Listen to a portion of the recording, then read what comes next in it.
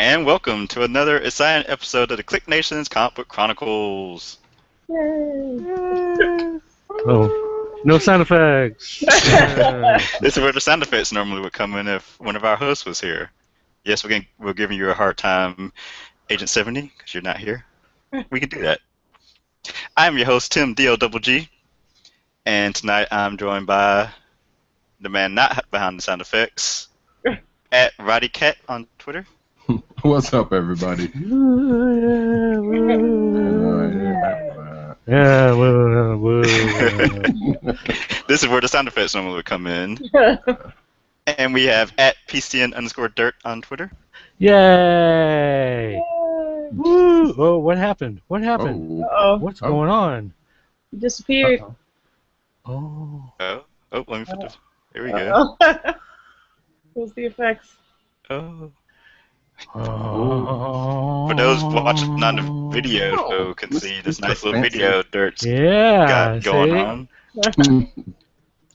Hyping that Vine comic reviews. That's right. Sorry. And tonight we have a very special guest with us. She is the writer of the graphic novel Just Princesses from Zenescope, Crystal Velasquez. Hello! Oh, nice. There we go. There it is. Yeah. Took me a second to get it going here. See, we weren't lying. We actually do have sound I effects. know, I'm impressed. Hi, guys. Thank you again for joining us. We had some, we call them technical difficulties last week. We just had life events come up, and we had to cancel at the last minute. It happens. Totally on our side. It's all right. But Crystal was nice enough to join us tonight. So we're going to get into Just Princesses, her short but blossoming career in comics, and so much more. But for Crystal, would you like to, I guess, introduce yourself to the audience? Okay. Hi, audience. Like you said, my name is Crystal Velasquez. Kids book writer. I've written a bunch of other stuff before Just Princesses. I started out writing Maya Miguel books. I don't know if you know the show Maya Miguel, so I ended up writing 4 of those books, and that was my first writing job. And then after that, I wrote a few books for Random House, for Choose Your Adventure books, called Your Life But Better, Your Life But Cooler, and Your Life But Sweeter. And then I wrote 2 Hunters of Chaos books that were published by Simon & Schuster, and now Just Princesses. But on the side, I had a whole publishing career, so I was a production editor at Random House for the past 15 years. But for this last year, I became an editor at Working Partners, which is a book packager.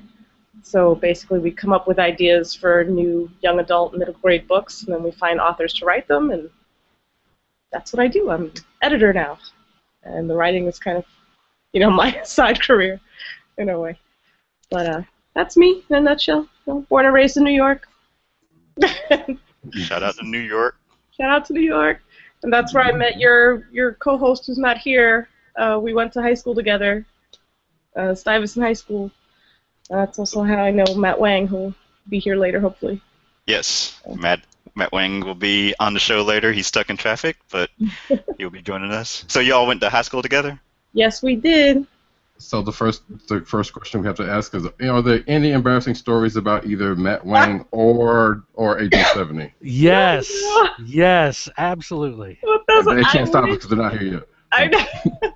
I wish I did, but they were actually both pretty cool guys in high school, I have to say. Matt was kind of like the social director. He was always the one kind of organizing outings outside of school and stuff. Like, we all used to meet at the Wallman Rink in Central Park. Basically all, everybody in our class. And Matt was always the ringleader getting it started. So, pretty much the guy he is today, that's kind of how he was in high school, too. So, and Dave was always really sweet, kind of, quiet on the quiet side, but yeah, I don't have any embarrassing stories about them, unfortunately. I wish I did. All right, well then go find people you went to high school with, dig some up, and then come back on the show. That would be Or you could just make some up real quick, I mean, I'm friends with, practically everybody we went to high school with on Facebook, and, they might have more stories than I have, so Yeah, I can definitely dig something up for you.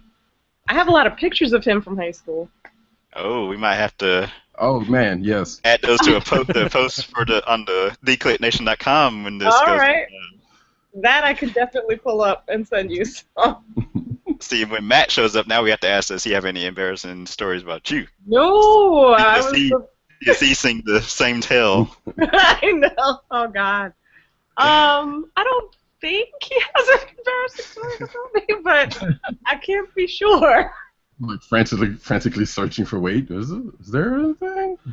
No. Yeah, you gotta sit back and think about it. I mean, other than how I looked, because I had braces all through high school, and bangs. It was all very, early '90s look. So, yeah. But I was pretty, low key in high school too. I wasn't, out there like that. So, and we went to a very nerdy school, so it's not like there's kind of wild, crazy stories about us in high school. Not too much, anyway. I don't know, maybe Matt, but not me.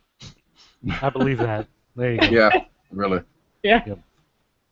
Well, so how about this? So then let's talk about Just Princesses. What is the premise of the book? Okay, so basically, it's in this fairy tale world where everybody's princes and princesses, fairy tale kingdom. And the princess Katrina, her father, has remarried. It's been a long time since her mother passed away, and now he has remarried this queen, Melinda, who turns out is a witch, and she's kind of evil. And it's her birthday that day, and she's not too happy about it because, she doesn't like aging. And so she really resents the kids in the kingdom. And so she decides to cast a spell to get rid of the children in the kingdom and take all their youth for herself. But the spell backfires, and it ends up getting rid of all the adults in the kingdom instead. And it ages her like 100 years overnight. So now it's up to Katrina and, her stepsister and her friends to kind of, figure out how to break this spell and bring the adults back and save the kingdom. So that's it. Like, we start on this whole long quest of, her meeting the other, princes and princesses and trying to, go on this quest to find the key to breaking the spell, basically. Was this a story that you thought up, I guess, by yourself, or was it something that, like, editors brought to you and asked you to pitch for, or I guess how did that process go?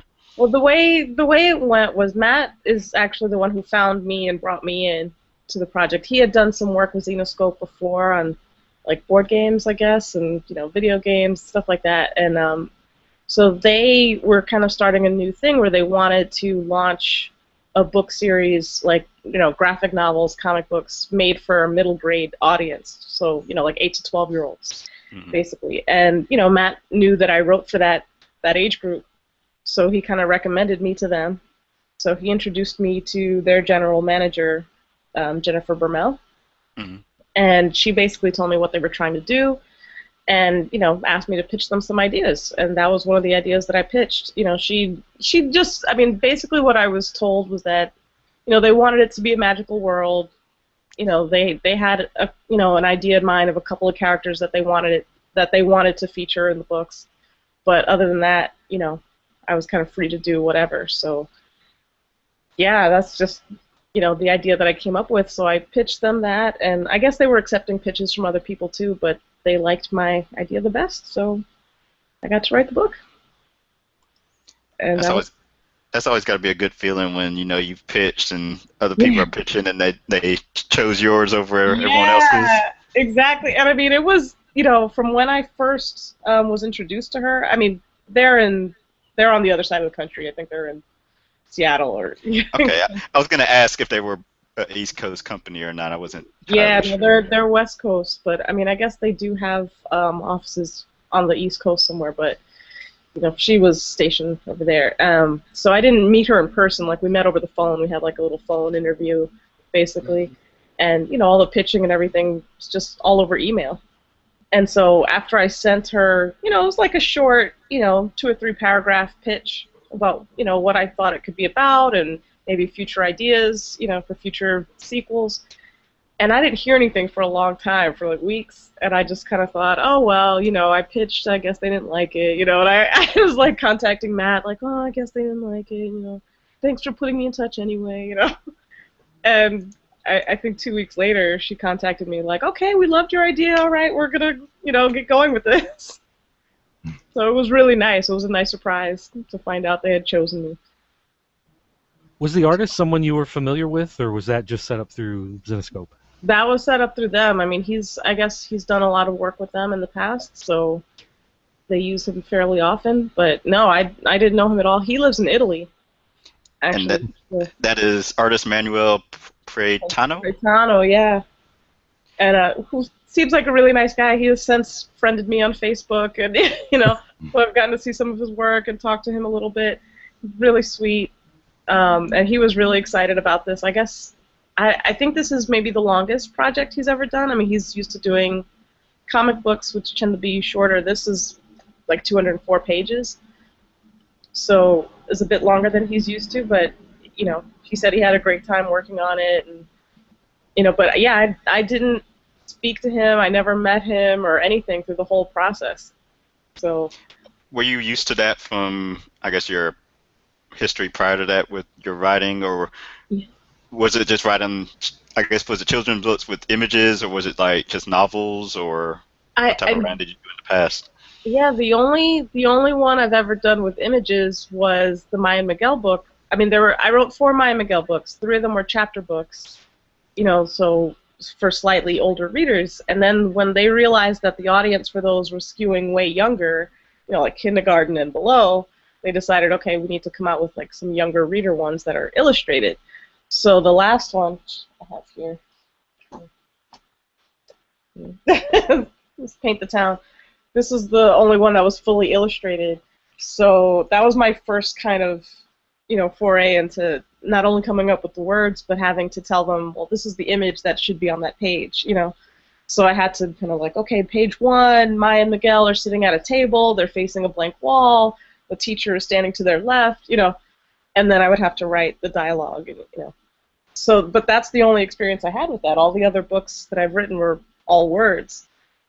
So with Just Princesses, I definitely had a learning curve, because I didn't, I mean, which they knew that I had never done a graphic novel before, but thankfully they were so patient with me and willing to kind of work with me and kind of walk me through it. Which was great, So, I mean, I read a couple of other graphic novels, contemporary ones, to kind of get the idea of, to get the feel for how the images are placed, how the spacing looks, how much dialogue there is, that kind of thing. But was that a hard, I guess, thing to pick up, the scripting for comics or a graphic novel, or did you pick it up kind of quickly? I mean, I like to say that I picked it up quickly, and I'm just so talented. Yes, I took to it like a fish in water. Like, no, there was a learning curve. I mean, if anything, what I found, which is true in my regular writing too, is just that I'm long-winded. I'm really wordy, and so I would give in pages, because we kind of did it piecemeal. I gave them, set of pages at a time. And the feedback was always like, okay, this is great, and we like the words, but you need to let the art do the talking, because it is a graphic novel, and they do want the art to kind of be the star, And I was just like, yeah, okay, yeah, that makes sense. Here's some more words, here's a lot more words. So I think that they had to do some, some editing for me in that respect, while I kind of caught on. But like, once I got the feel for that, and once I started to realize, like, okay, there's a lot of work I can do to move the story along with images instead of the words, in a way, it's very freeing. And when you're writing a regular novel, so much goes into the description, and that can be a tedious part of writing, actually, sometimes, because you can't just say, oh, the character walked into the room. Well, what is the character wearing, and how big was the room, and who else was there, and what did it sound like outside, and what there's a lot of description that you have to put in order to have the reader visualize what you're seeing, So in the graphic novel, I could just count on the artist to do that. And, give them kind of a description and say, well, Katrina is standing here, and the globe looks like this, and, the mother's inside. And then count on the artist to kind of bring that to life. And he really did in an amazing way. I mean, a lot of the panels looked pretty much exactly like what I was picturing in my head. Did you find yourself, once you got into the groove of the writing, did you tend to start with the visual and then add the dialogue, or did you start with the dialogue and then go back in and visualize? Yeah, no, I started with the visual because once I realized, like I said, that the art was meant to be the star and that it could do a lot of the work for me, that was the first thing. Because, I mean, the way I wrote it out was I would write, let's say, like page 2, panel 1, and then I would describe what the art was supposed to look like, and then I would go in and add the dialogue. And so, some of the adjustments were, like, as I wrote the dialogue, if I realized, okay, this person says this, but then the other person has, like, kind of a sarcastic reaction to it or something, then I would go back and kind of adjust the art to say, like, Prince Max looks at her with one eyebrow cocked, like he's not believing her or something like that, to match what I've written. So there were like adjustments, but yeah, I tended to start with the art, even though I knew where the story was going. I kind of had to visualize it first. I would kind of I was sort of picturing it like a cartoon in my head. Mm-hmm. So I could see the visuals first and then figure out what they were going to say. Yeah, I was going to say, it has a nice cartoon feel to it, and like later on in the story when the narrator actually becomes like a character, starts interacting with them, I could, in my mind I was hearing the voice, kind of booming through the, the TV set as the characters are listening and speaking back to them. Yes, exactly. That's great. I'm glad you got that, because that was. And I'm out. I got it. That's my one. I'm out.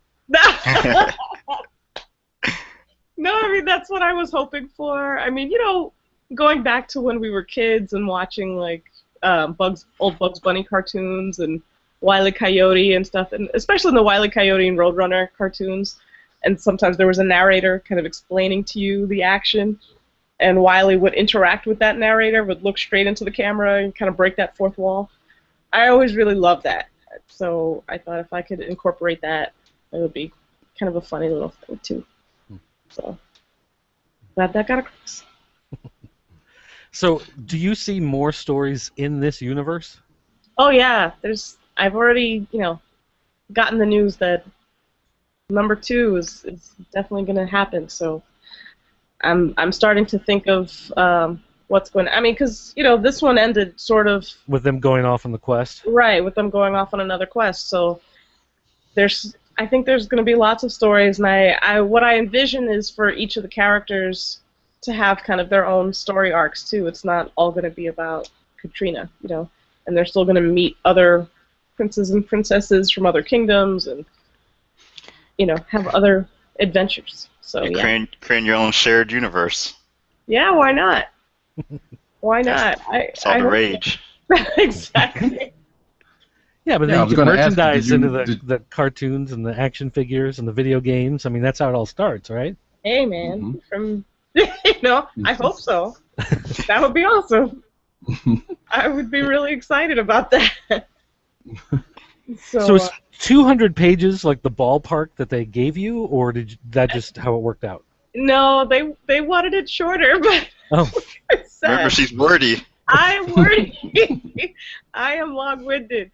And I mean, I really tried to edit myself down and kind of, cut out scenes, but it's just, this is how it went in my head. This is how I I mean, I guess I could have cut out, maybe the part where they go into the mountain, or, part with the alligator, but I kind of was falling in love with it as I was writing it, and it hurts to cut things out after you fall in love, so, yeah, it probably ended up a little bit longer than they wanted, but I think they would say that it turned out the way it should have, and for the most part, you got pretty much what you wanted to put in. I think so, yeah. I mean, And I can tell, like, I didn't get to see the finished book until it was a book. Like, I didn't get to review the pages. They showed me like a few illustrated pages along the way, but that was even before it had been colored in or anything. I saw, just without the color, without the lettering, I just saw the art, and that was just on a few pages. So I really didn't see the finished book until it was a book. And How reading nerve-wracking was that? it's scary. You're giving up a lot of control, because at least like with with the full novels I've done, you get to see the copy edit, you get to see a first pass, and there's still time to change things, and if the editor has changed something, you can kind of say, oh, I don't like this, and I want this back, and so there's a lot of back and forth. But with this, there wasn't as much. I mean, they didn't change a lot, and the changes that they made were for the better, I think, But I did read, once I read through the whole book, I could see things that they had edited out, things that they had streamlined, and they were completely smart choices, and I'm glad that they did it.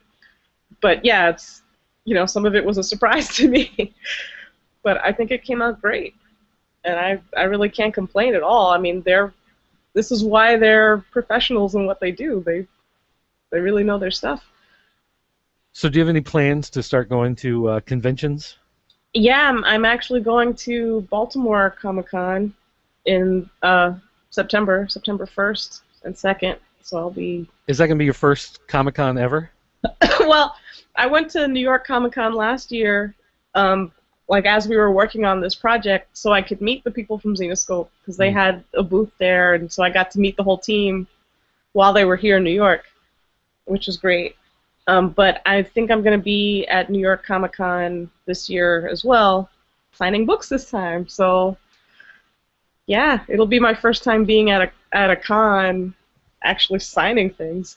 But So will you be at the Zenoscope booth? Yeah. Nice. I know, it'll be exciting. I'm really excited about it.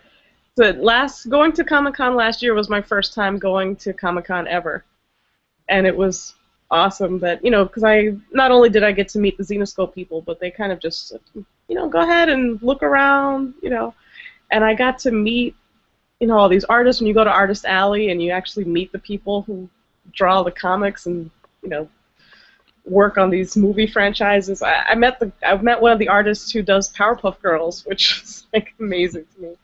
It was really cool, and the guy who wrote The Hug Machine, I got to meet him, and I bought some Star Wars paraphernalia for my brother. It's great. I'm wearing a Star Wars T-shirt right now, by the way, that I bought at Comic-Con.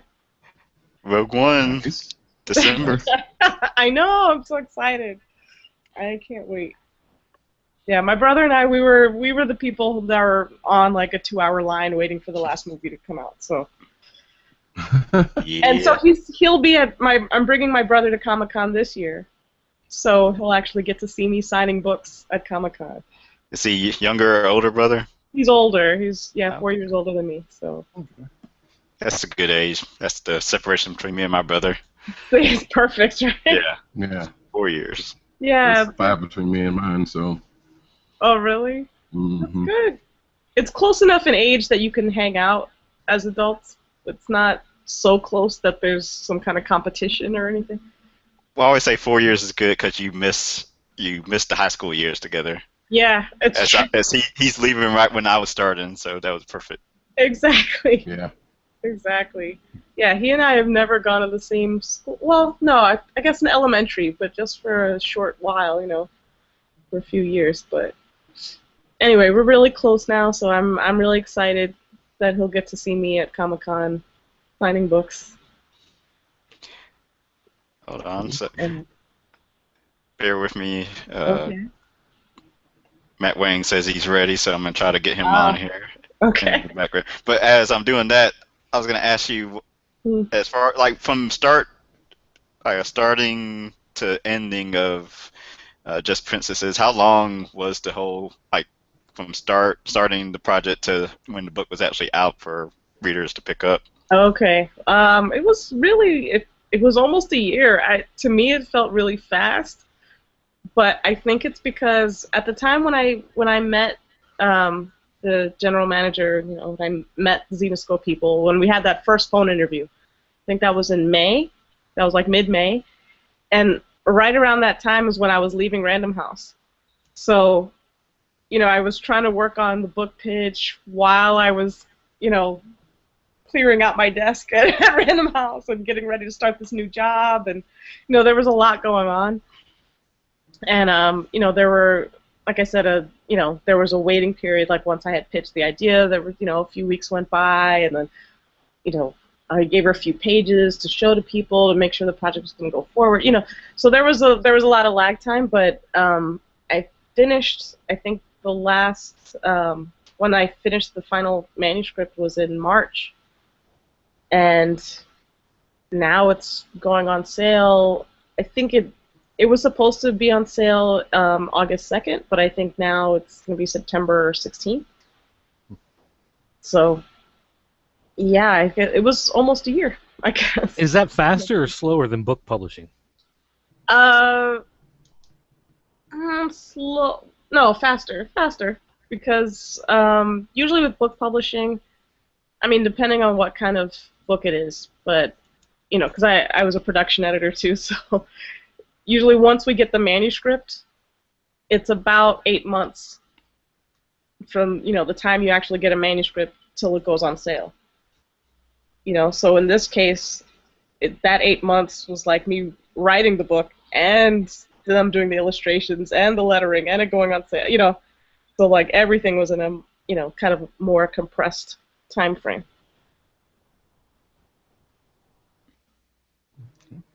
Did you find yourself putting a bit of yourself into any of the characters of the book? I think if anything, I was probably the narrator. Because the narrator's sort of like the reader, like how the reader would react to this, like, oh, aren't they being ridiculous right now? And, like, kids, don't do this at home. This is kind of stupid that they're doing this, That's like kind of... the tattletale when the narrator's filling them in and like, well, this is really what happened. Like kids, yeah. I hear my kids do that all the time where they're like, that's not what happened. This is what really happened. She's lying. That's why I love that panel where the narrator's like, so I was happy to fill the king in on what his wife had been up to, and then like actually see the panel from the book, So yeah, I guess the narrator I would most identify with, but if the character I would most want to be, though, I guess is Red. I think she's the coolest, and I like that she's really tough, and she is kind of wary of people, and she's good with a weapon. She's quick to fight. Whereas Katrina, like I kind of modeled her after like my idea of Cinderella. Hi Matt. But yeah, Katrina was supposed to be like the stereotypical clueless storybook princess, who thinks the king and all his men are supposed to protect her and do everything for her, and that's definitely the furthest away from me, I think. So Red is a little closer to how I am in real life. Like, come on, you need to do this for yourself. Let's go. All right, Matt, now that you're here, we need embarrassing high school stories. So any you can fill us in, just go ahead, knock them out. I told them there are none, Matt. I'm sworn to secrecy.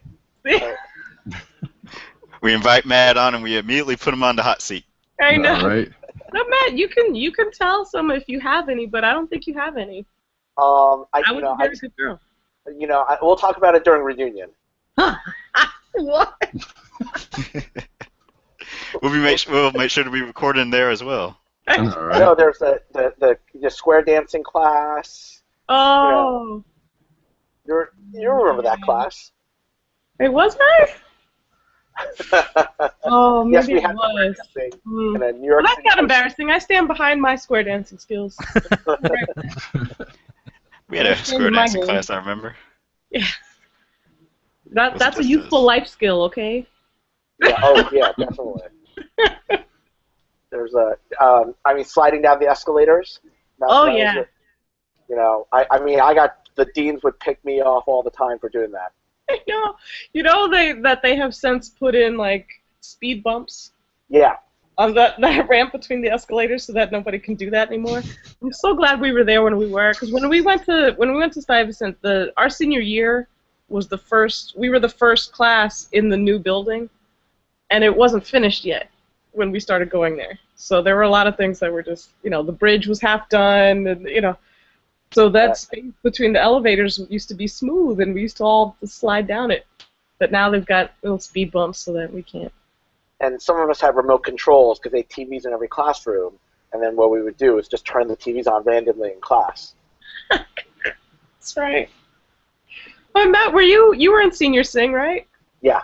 So we were in a musical competition together. Yeah. Between all the grades. And so there are pictures of us in like 90s rave gear, like whistles and glow in the dark sticks and stuff. On stage, yeah. That was part of it. There video? There is VHS video of it, but yeah. I've only seen it, but I don't own it. I might have some. I might have a little bit of it. Plus, you'd need an actual VCR to play them. Well, yeah, there's that Or too. transfer them, hey. But then, I know. Shops. I have actually a lot of video from high school, but it's all on these, little camcorder tapes that I have to transfer over, I guess. But once I do, I'll send it right to you guys once I find Matt on them. So, Matt, sorry, what? Oh, well. Go ahead. Oh no, I was gonna say, Crystal has some great stories about Agent 70 too from back in the day. What? We trying asked to get some that out too. of her. Yeah. Wait, what? Wait, I have stories?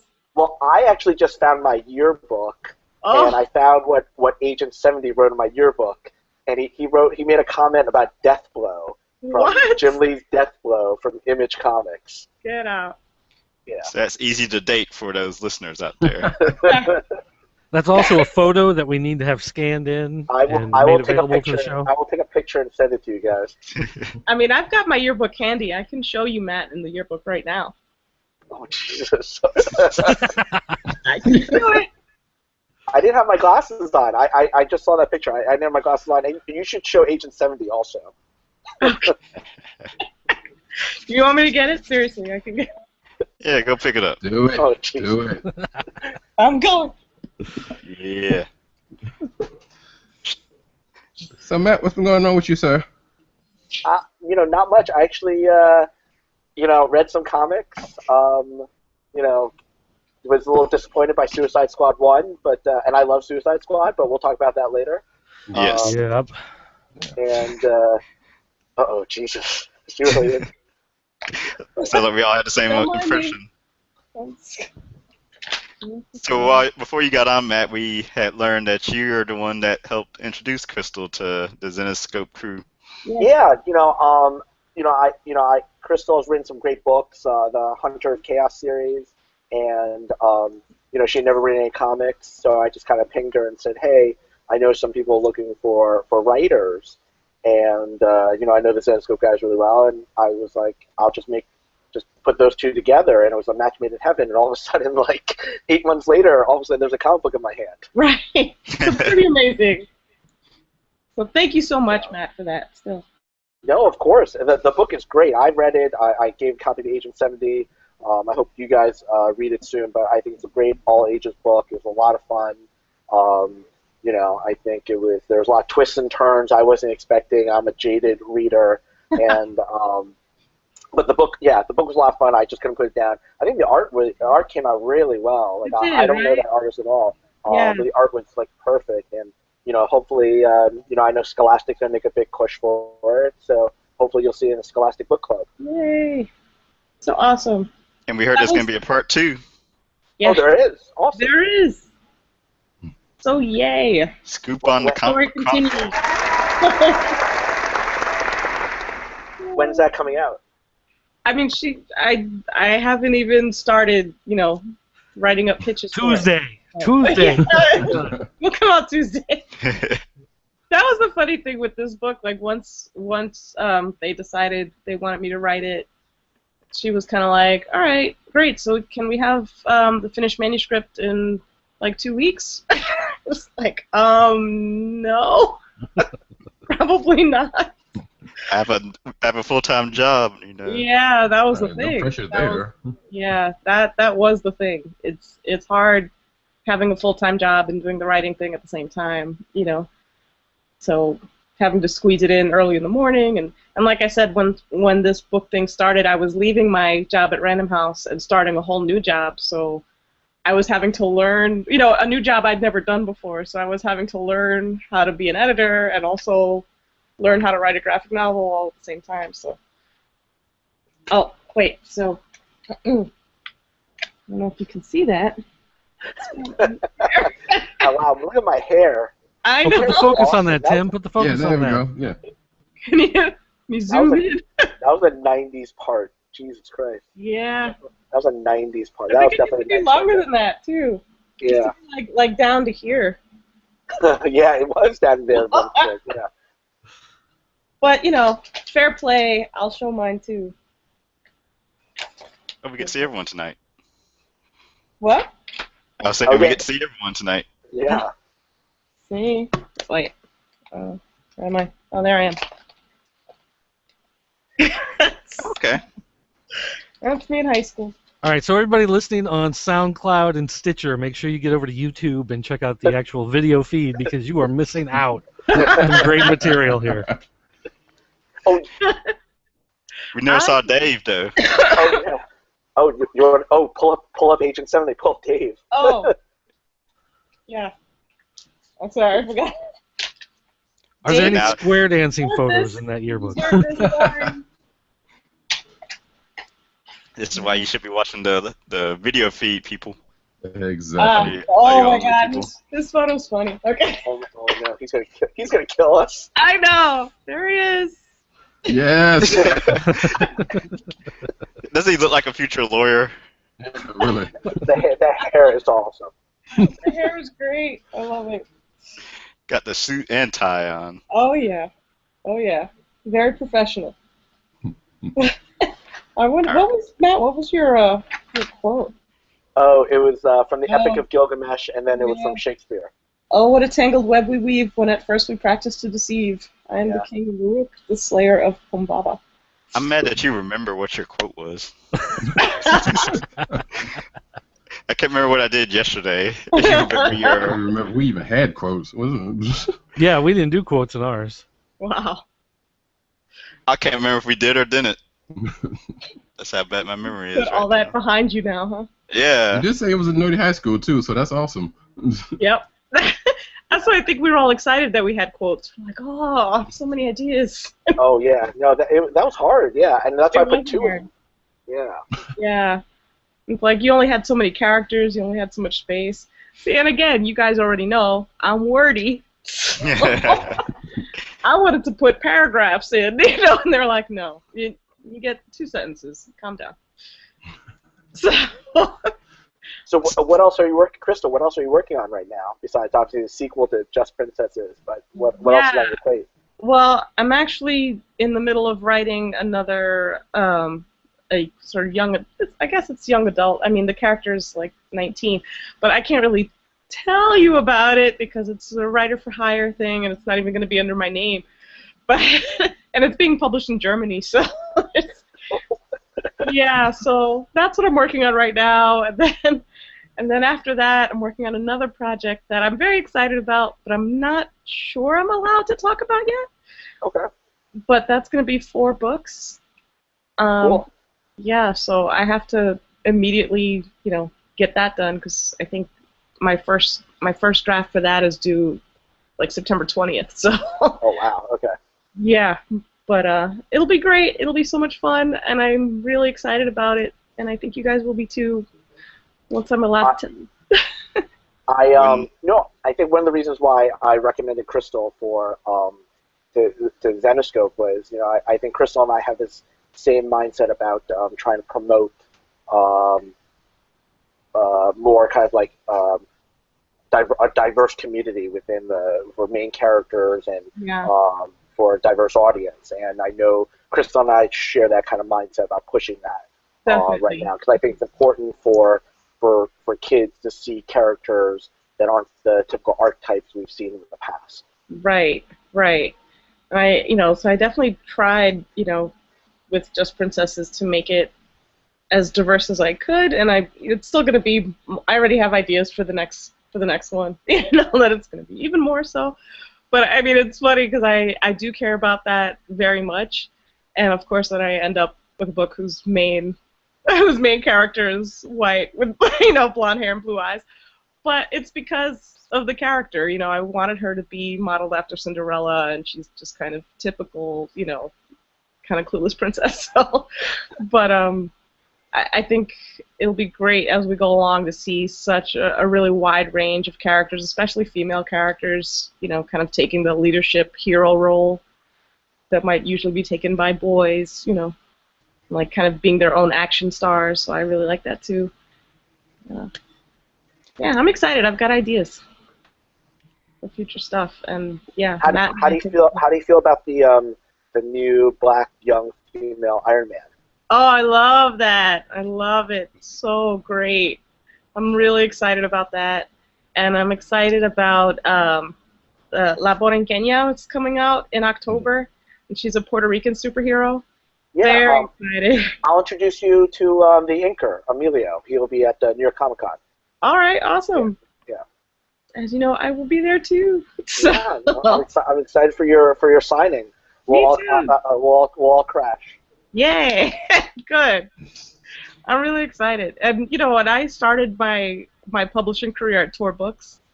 So Tor always has a big presence at Comic-Con, and so does Random House, the Del Rey department. So it'll be a lot of people I know from publishing there, but getting to see me there as a writer, very cool. I'm so excited. Great. And when your books start coming out, the ones you can't talk about yet, in German and whatnot, you'll have to make sure to come back on and pimp them. Okay. I will do that. Well, I mean, I don't even know. Like I said, the one that's coming out abroad, I'm not even sure I'm allowed to. That's why because it's not under your name. So. Right. But the other ones, I think will be. So I will come back and tell you about those, and it'll be very exciting. Cool. Yay. Crystal, make sure to let everyone know where they can follow you on the internet and social media. Yes. Okay. You can find me on Twitter at cvelasquez6. You can find me on Facebook at facebook.com/Crystal Velasquez author. Or you can go to my website is a work in progress, but right now it's crystalvelasquez.wordpress.com. You can find me there. And and I have a blog, which is yourlifebutbetter.blogspot.com. So find me at any of those places and write to me. I love it when kids write to me. It's the best. And yeah. Well, I love it when anybody writes to me. I was going to say, I'd write to you. It probably looked like a kid wrote it. Yeah. No, I recently had a kid. I think she's 13. And lives in California, and she sent me fan art for Hunters of Chaos, which I thought was great. Like, so fun.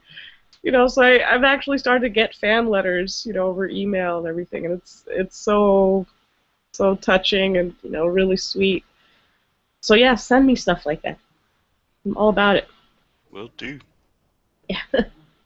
All right, so follow Crystal on Facebook, Twitter, her blogs, WordPress. Yes. And go make sure to pick up Just Princesses. Please do. Please do. It'll be so nice. Okay. Again, thank you for joining us tonight. Thank you for having me. I had so much fun, Matt. It's good to see you again. See you soon. All right. I'll see you guys. Have a good night. You too. Bye. Bye. Bye. Ready for ad read? I think you would say that now. Let's see. Let us do. As Doug shows us, Transformers, Bumblebee, and Grimlock. Yeah. Hey, Matt. I don't know if you're still there. You're hidden. But just want to let you know that this is how you cause a fight in my household. He sent this from San Diego, and of course, because I love Transformers, but this was an Entertainment Earth exclusive. So it's like, ooh, exclusive. Like, this is great for my collection. But it's from the cartoon show that my son loves. So my son was like, oh, I want those. And I was like, no, these are for me. He's like, yeah, but everybody knows you got a kid, so they could be for me. And I was like, no, they're for me. So this They is how had you to stay in start the a fight. box. Yeah. Well, no, the box is open. Oh, okay. Yeah, I just but anyway, yeah. So that's how you start a fight in my family. So yeah, so Matt Wing is awesome, by the way. Obviously sent PC and Dirt some Transformers. Sent me some Scotty Young pins and two books. Something too I haven't gone to check yet, but Yeah, and actually, we finally. finally have a printed copy of Emergent Genesis, because I backed it on Kickstarter, but I always back the print your own because I hate waiting like 6 months for the Kickstarter like printed package stuff to come through. So we've had it just on these little paper cards for the longest time. So now we actually have the actual box. So that's actually that I'd let my son take that. That was the first thing he grabbed out of the thing, and so that's up in his room. But then the Transformers are gonna have to fight over. Yeah, it was pretty sweet. Those Transformers were pretty sweet. I knew they came with something else I got, so I thought you might enjoy it. Well, thank you. all right, let's see. So we're going ad read. We'll do Busted Tees. This episode of the Comic Book Chronicles show is sponsored by Busted Tees, your home for funny, awesome, cool tees that are sure to get your friends' attention. Busted Tees puts many of their popular designs on sale each week.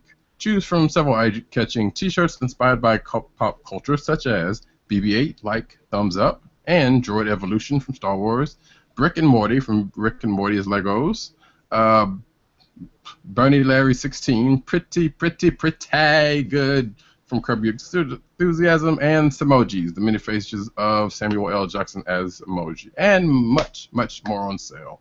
To keep our podcast free, order from Busted Tees by going to cspn.us. That's cspn.us. Then clicking on the Keep Our Podcast Free link. Click on the Busted Tees banner and then shop for awesome t-shirts. Busted Tees through CSPN US. Do it today. And of course that one doesn't work. There we go.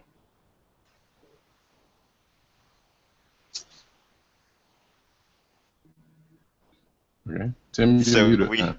Yeah, I was muted. So we have 2 weeks of books to go over this week, and it would have been nice if I actually like organized what I read. I feel like since I haven't been on the show in like a month, my perception of time is all screwed up. I don't know what I read in and when it came out. I have stuff on my iPad here, so I kind of know.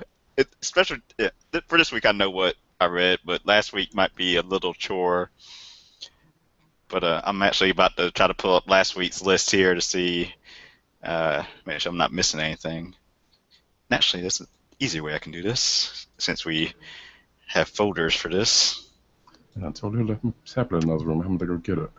I can actually just open the folder.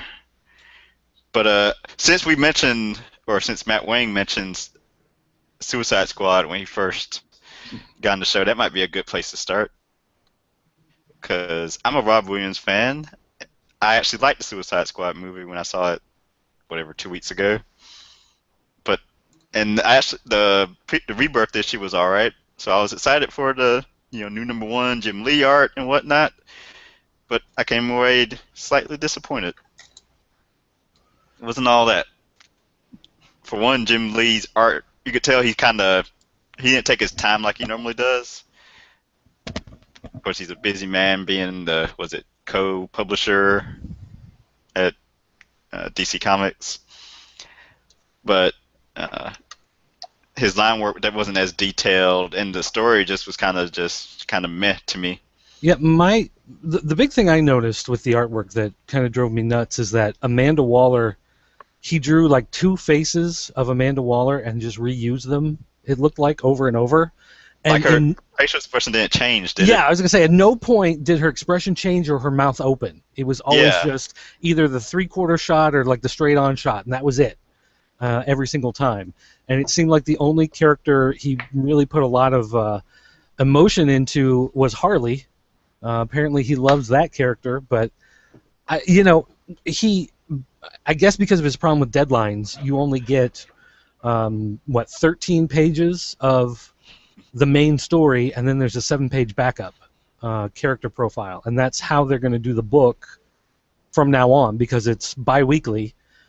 So that's the only way that Jim Lee can keep up with that schedule. So he's still doing more or less one comic a month. They're just chopping it in half, and you get half every 2 weeks, and then a backup story. And so I didn't hate it. It wasn't, obviously not the worst thing I read this week, but I got done with it, and it was just very underwhelming because of the way that it was cut so short, and I just didn't feel like Jim Lee's artwork was all that spectacular. I actually got excited when I got to the backup story drawn by Jason Fabok, starring Deadshot, right? I think it's, yeah. Because I was like, ooh, it's Jason Fabok, who I loved during the Dark Side War storyline. So I was happy to see his art. But, so yeah, not sure if it's a good sign if the backup story had me more excited than the main story. And then the whole shipping bi-weekly for Suicide Squad, I know they want to set it up as one of the pillars of the DC universe going forward and have it be a book that has, impact and meaning throughout the rest of the DC universe. But I don't know if this set of characters, unless they're actually going to kill characters, with Suicide Squad, every character has a risk of dying in a mission. Unless they're actually going to go through with that, I'm not sure if it's the best strategy to have this be a double shipping title. No, I agree with you. I love Jim Lee, and I love Suicide Squad, and I was like hoping that this book would be awesome. I mean, if you ever go to my office, you see Jim Lee original art, and you see Deadshot there, and I was just really disappointed. I thought your 13 pages of Jim Lee art. You're totally right. You're right. I felt like it was a little rushed, and the nice cover. I thought the story was, very average, and I grew up on the Suicide Squad from the late '80s and the early '90s. I mean, I was picking up 25-cent copies to fill out my collection, and if you look at those old issues, they're packed with story, and you never knew who was going to live and who was going to die. They were willing to kill off main characters or maim them, or there was an issue where you thought Deadshot was killed. And, when you read the interviews, he was supposed to have died, but, the writer loved him so much, John Ostrander, he decided to, resurrect him, but the editor was like, oh, I thought he died. And with this cast of characters, who's going to die? You're not going to kill Harley, you're not going to kill Deadshot, are you going to really kill Killer Croc? And there's no fear of someone dying, and I mean, they say next issue someone's going to die, and I have a guess on who it's going to be, but I mean, I don't have that fear anymore. And the old Suicide Squad run was so packed with story. There's so much happening in one issue, and in this issue, they basically went up to space and came down. Yeah, and one of the things that I don't know, I'd say it bothered me. I don't know if that's really the right term, but they put together this squad, and it's like, I need 5 of the meanest, baddest, blah blah blah, whatever, and it's all the people from the movie. So it's like there's no real explanation given as to why we're going to pick these characters, the characters from the movie, because I expected, like a 1-page maybe for each character, kind of establishing them and showing their personality and how they interact and blah blah blah, whatever. And instead it was just like, oh, here's a bunch of random people, get in this ship and there you go, off on your mission. And I just felt like they missed an opportunity to really lay things out, because if you're someone who didn't read it before and maybe you saw the movie and you thought, oh, this might be fun, I wonder how this relates to the movie, or how is this different, who these characters are, all of that type of stuff, and they just kind of skip it. It's like, just nope, here we're throwing a bunch of people out there. And I expected a handful of, let's grab some other C, D, Z list DC villains so that we've got some cannon fodder so we can kill some people off. But instead, no, it's just the cast of the movie, here they go. So I don't know, I was disappointed in it. I didn't hate it, but it felt like a really missed opportunity. I know in the future issues they're teasing like a surprise new team member will be joining. I wonder. El Diablo.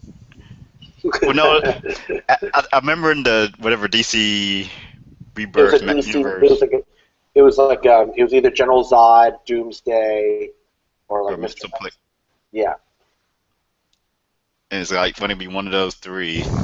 So it's like, okay, you're gonna put important DC universe characters in this, so readers will care about it more. I'll be interested to see how they play it because I don't think it's Doomsday. It'll probably either be Zod or Mxyzptlk. Actually, I guess it could be Doomsday if they're doing something with the space artifacts and whatnot. I And he think what disappeared also in Superman. I think what also bothered me was, if you look, and now I sound like an old man, like yelling on his lawn, yelling at people, but Belle Rive, the prison, was like, it was a normal looking prison before. It was like in the Louisiana swamps, right? And they were trying to hide it. And then you look at this prison, their base, and so, highly technological. There are a lot of It's gears emerging moving out around. of the water, like it's coming up like the The Legion of Doom headquarters. Yeah. And And now you're talking. pardon me? No, I was saying now you're talking. You're bringing up Legion of Yeah. Doom. Yeah. But where are the red shirts? Where are the cannon fodders? Where are the Slipknots? Where are the people that And I think in the original run, when they brought very powerful characters in, and here's a spoiler from the original run in the '80s, but they brought Lashina from like the New Gods in, and she was hiding out with the Suicide Squad, and she became like a Rambo type character with a big gun called the Duchess. Like that's how they incorporated some of these big guns in there, and it felt a lot more grittier, and I think that's why I really love the comic. It was gritty, like you took supervillains and put them into realistic situations.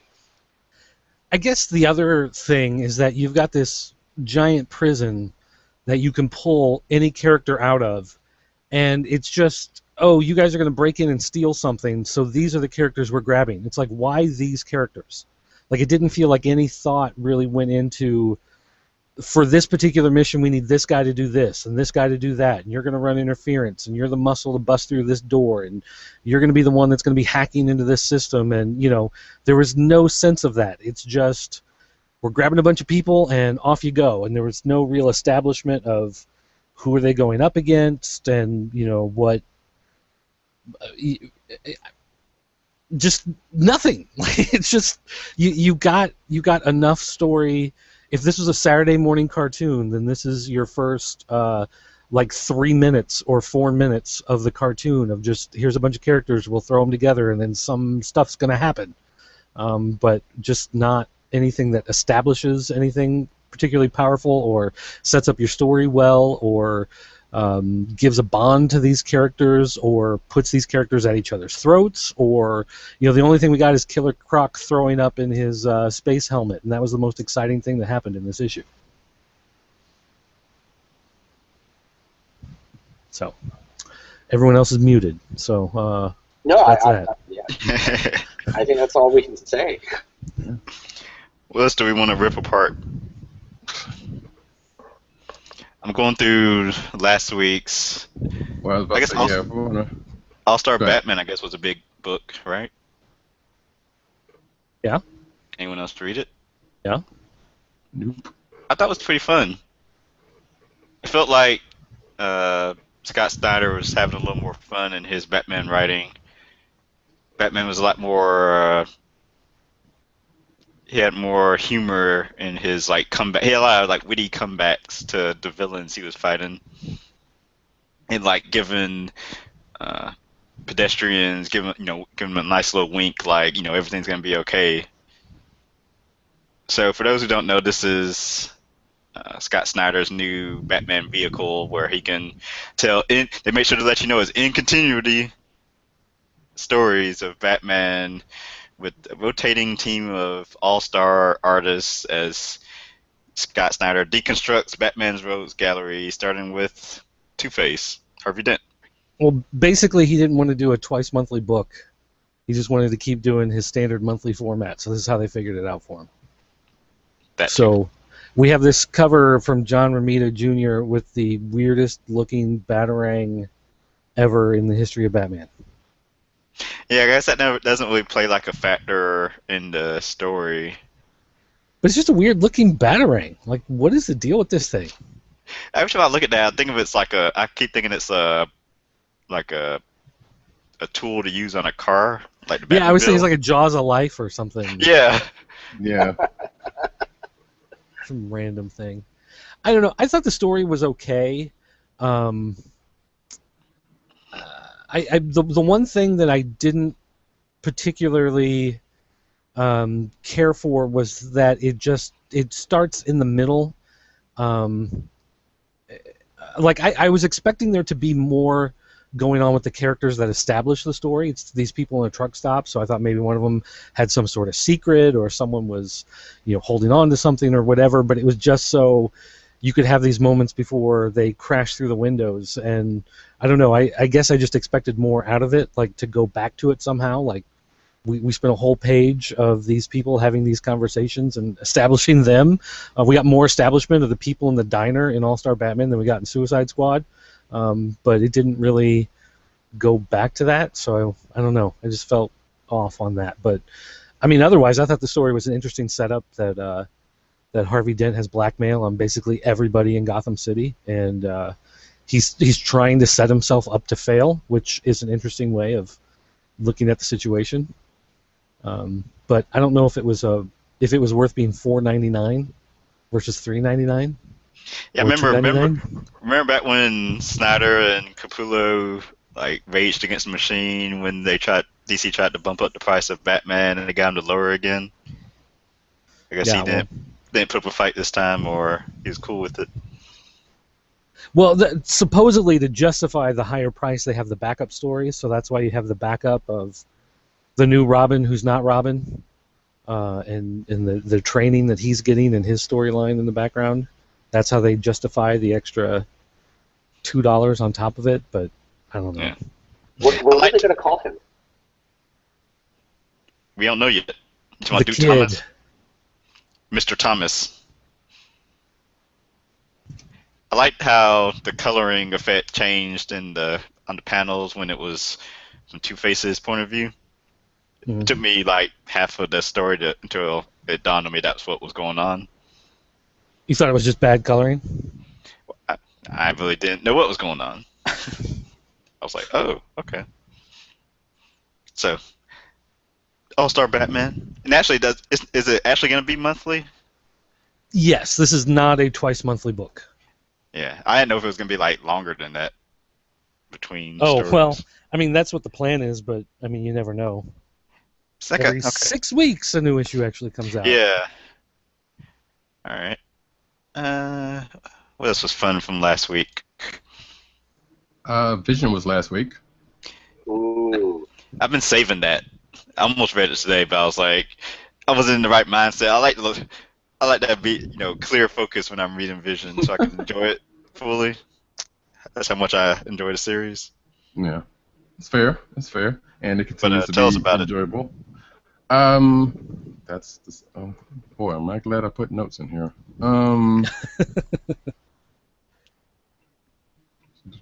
How cool was that cover? That cover was pretty cool. I noticed though even though I know why Jacasa wasn't on that on that cover. You would think she would have been. That's just. Yeah. I thought you were gonna tell us why she wasn't. No. I'm just noticing that she was. Well, I mean, no, I'm not gonna say because I don't actually know. Why?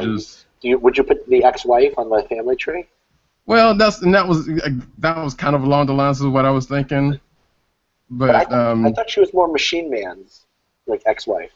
She was made to be Ultron's wife, which would still bear relation to Vision and everybody else along there. So that's why I wasn't sure why they didn't put her on there. But you know, being that she's a character that's been often overlooked anyway for various reasons, that's probably why they didn't put her on the cover. But as far as what happened in the story, here we see where things start to go really bad, and the self-fulfilling prophecy starts to come into things. So we see Vision and his family on basically house arrest in this, and Vision is kind of going through some, kind of talking it over with his wife, Viv. Wait, was Viv's wife? I get them mixed up. The daughter's Viv, yes. Virginia is the wife, excuse me, that's right. So I get them confused. So, and you forgive me because, like I said, this was last week, so I'm trying to remember. But basically, there's that whole conversation about what's going, what, you know, the situation at hand. Even though we don't get to see, because this basically happens after the last issue, they're incarcerated, but we don't see that happen. So, which is kind of part of whatever. Maybe they're going to come back to that. We only have 2 issues left, but who knows if that conversation is even, you know, important enough to put in there.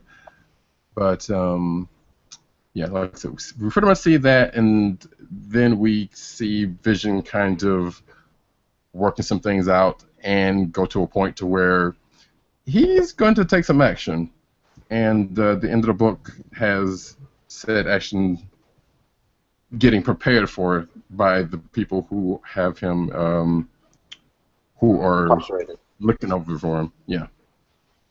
I think I really like. Oh, go ahead.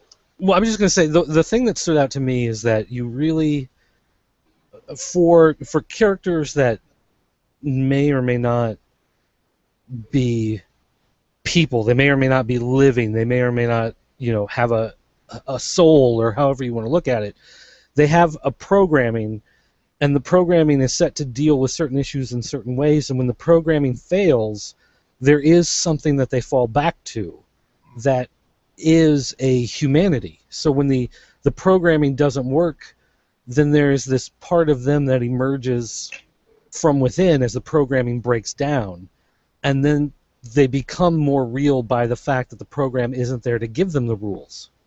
And so I just found that very interesting, the way that they've set the whole story up, that, you know, this is the point where everything is really shifting and changing because of what's going on in the story, is that you're seeing, if you didn't believe that they were real before, like Data on Next Generation, if you didn't feel like he had a soul, that he was just a robot, he was following that program, now that they're doing something that the program isn't designed to deal with and work around, now's the part where you do see them come to life, so to speak, in the midst of everything else. As they break down, they're really breaking out and becoming true characters, true people, in a sense. And so I found this issue to be one of the best of the entire series, even though technically, you know, they have dinner, they pick up some garbage, they stare at the wall, they play back some memories, and Vision flies off. Like, that's about it. Like, that's everything that happens in this book. Like, nothing really happens, but yet at the same time,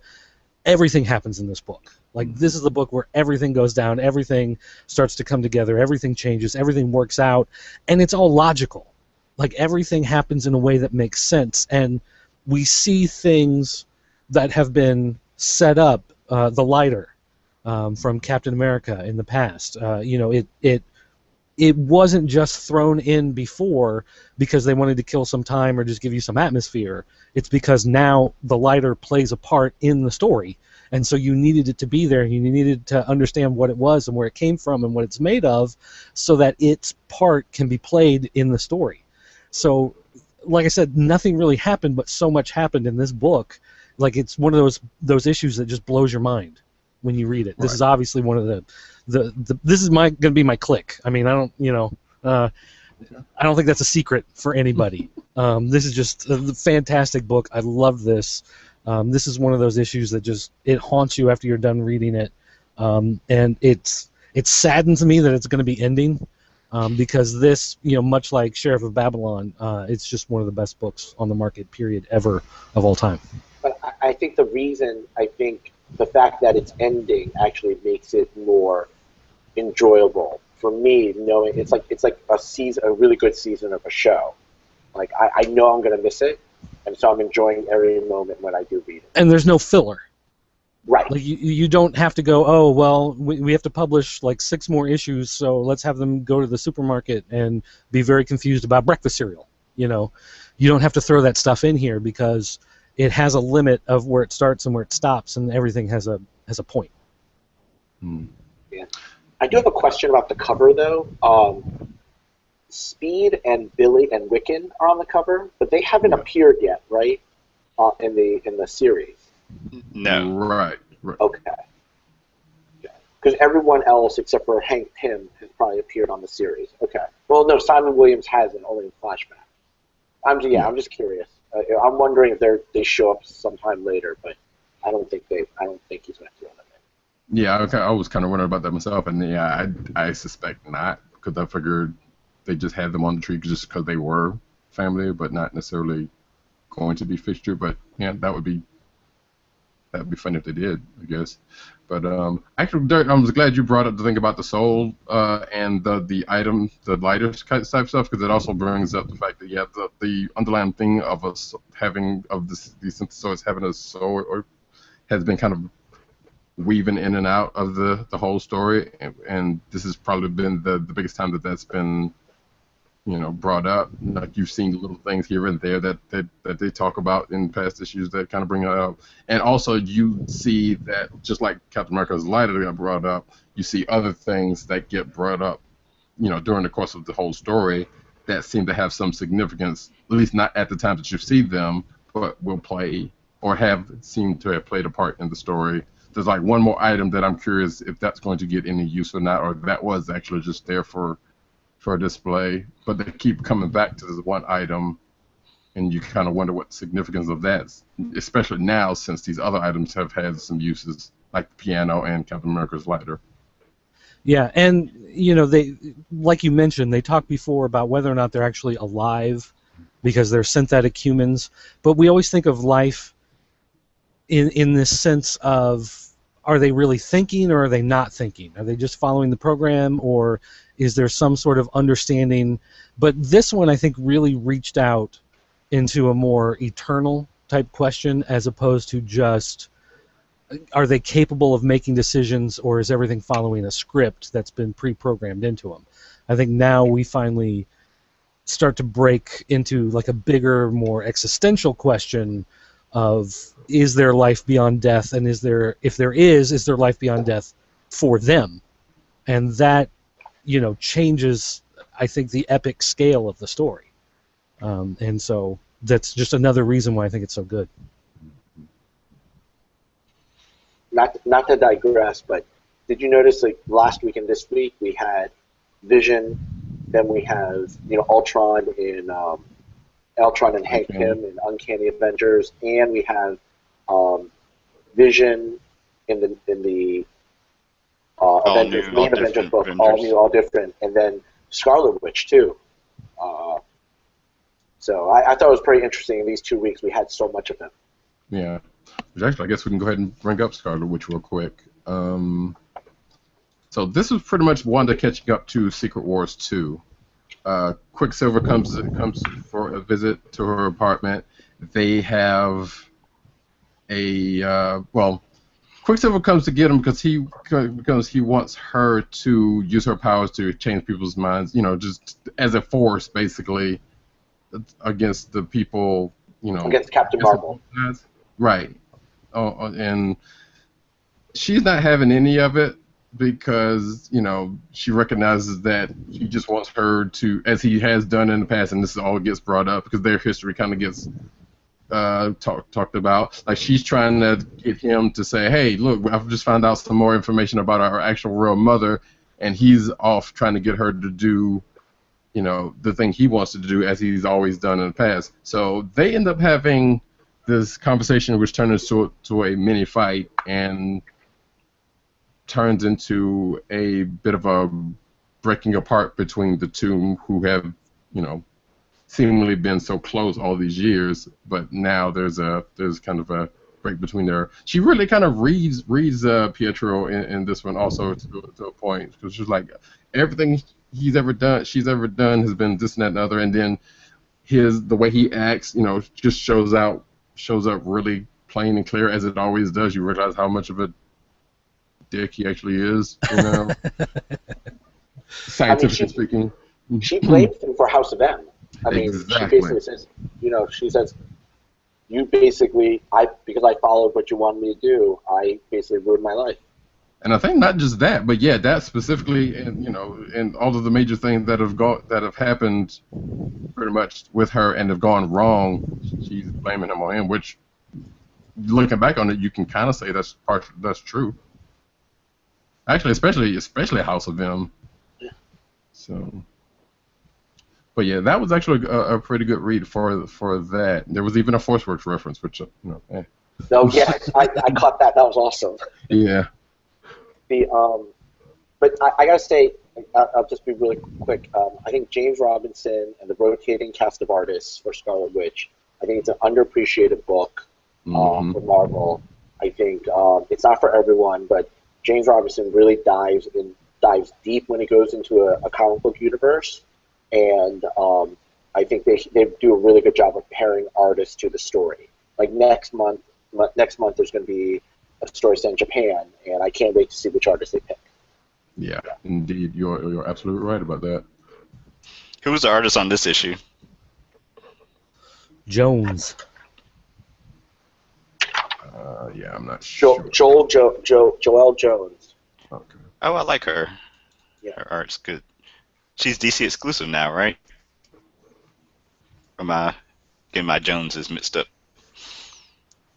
Are you having problems keeping up with the Joneses?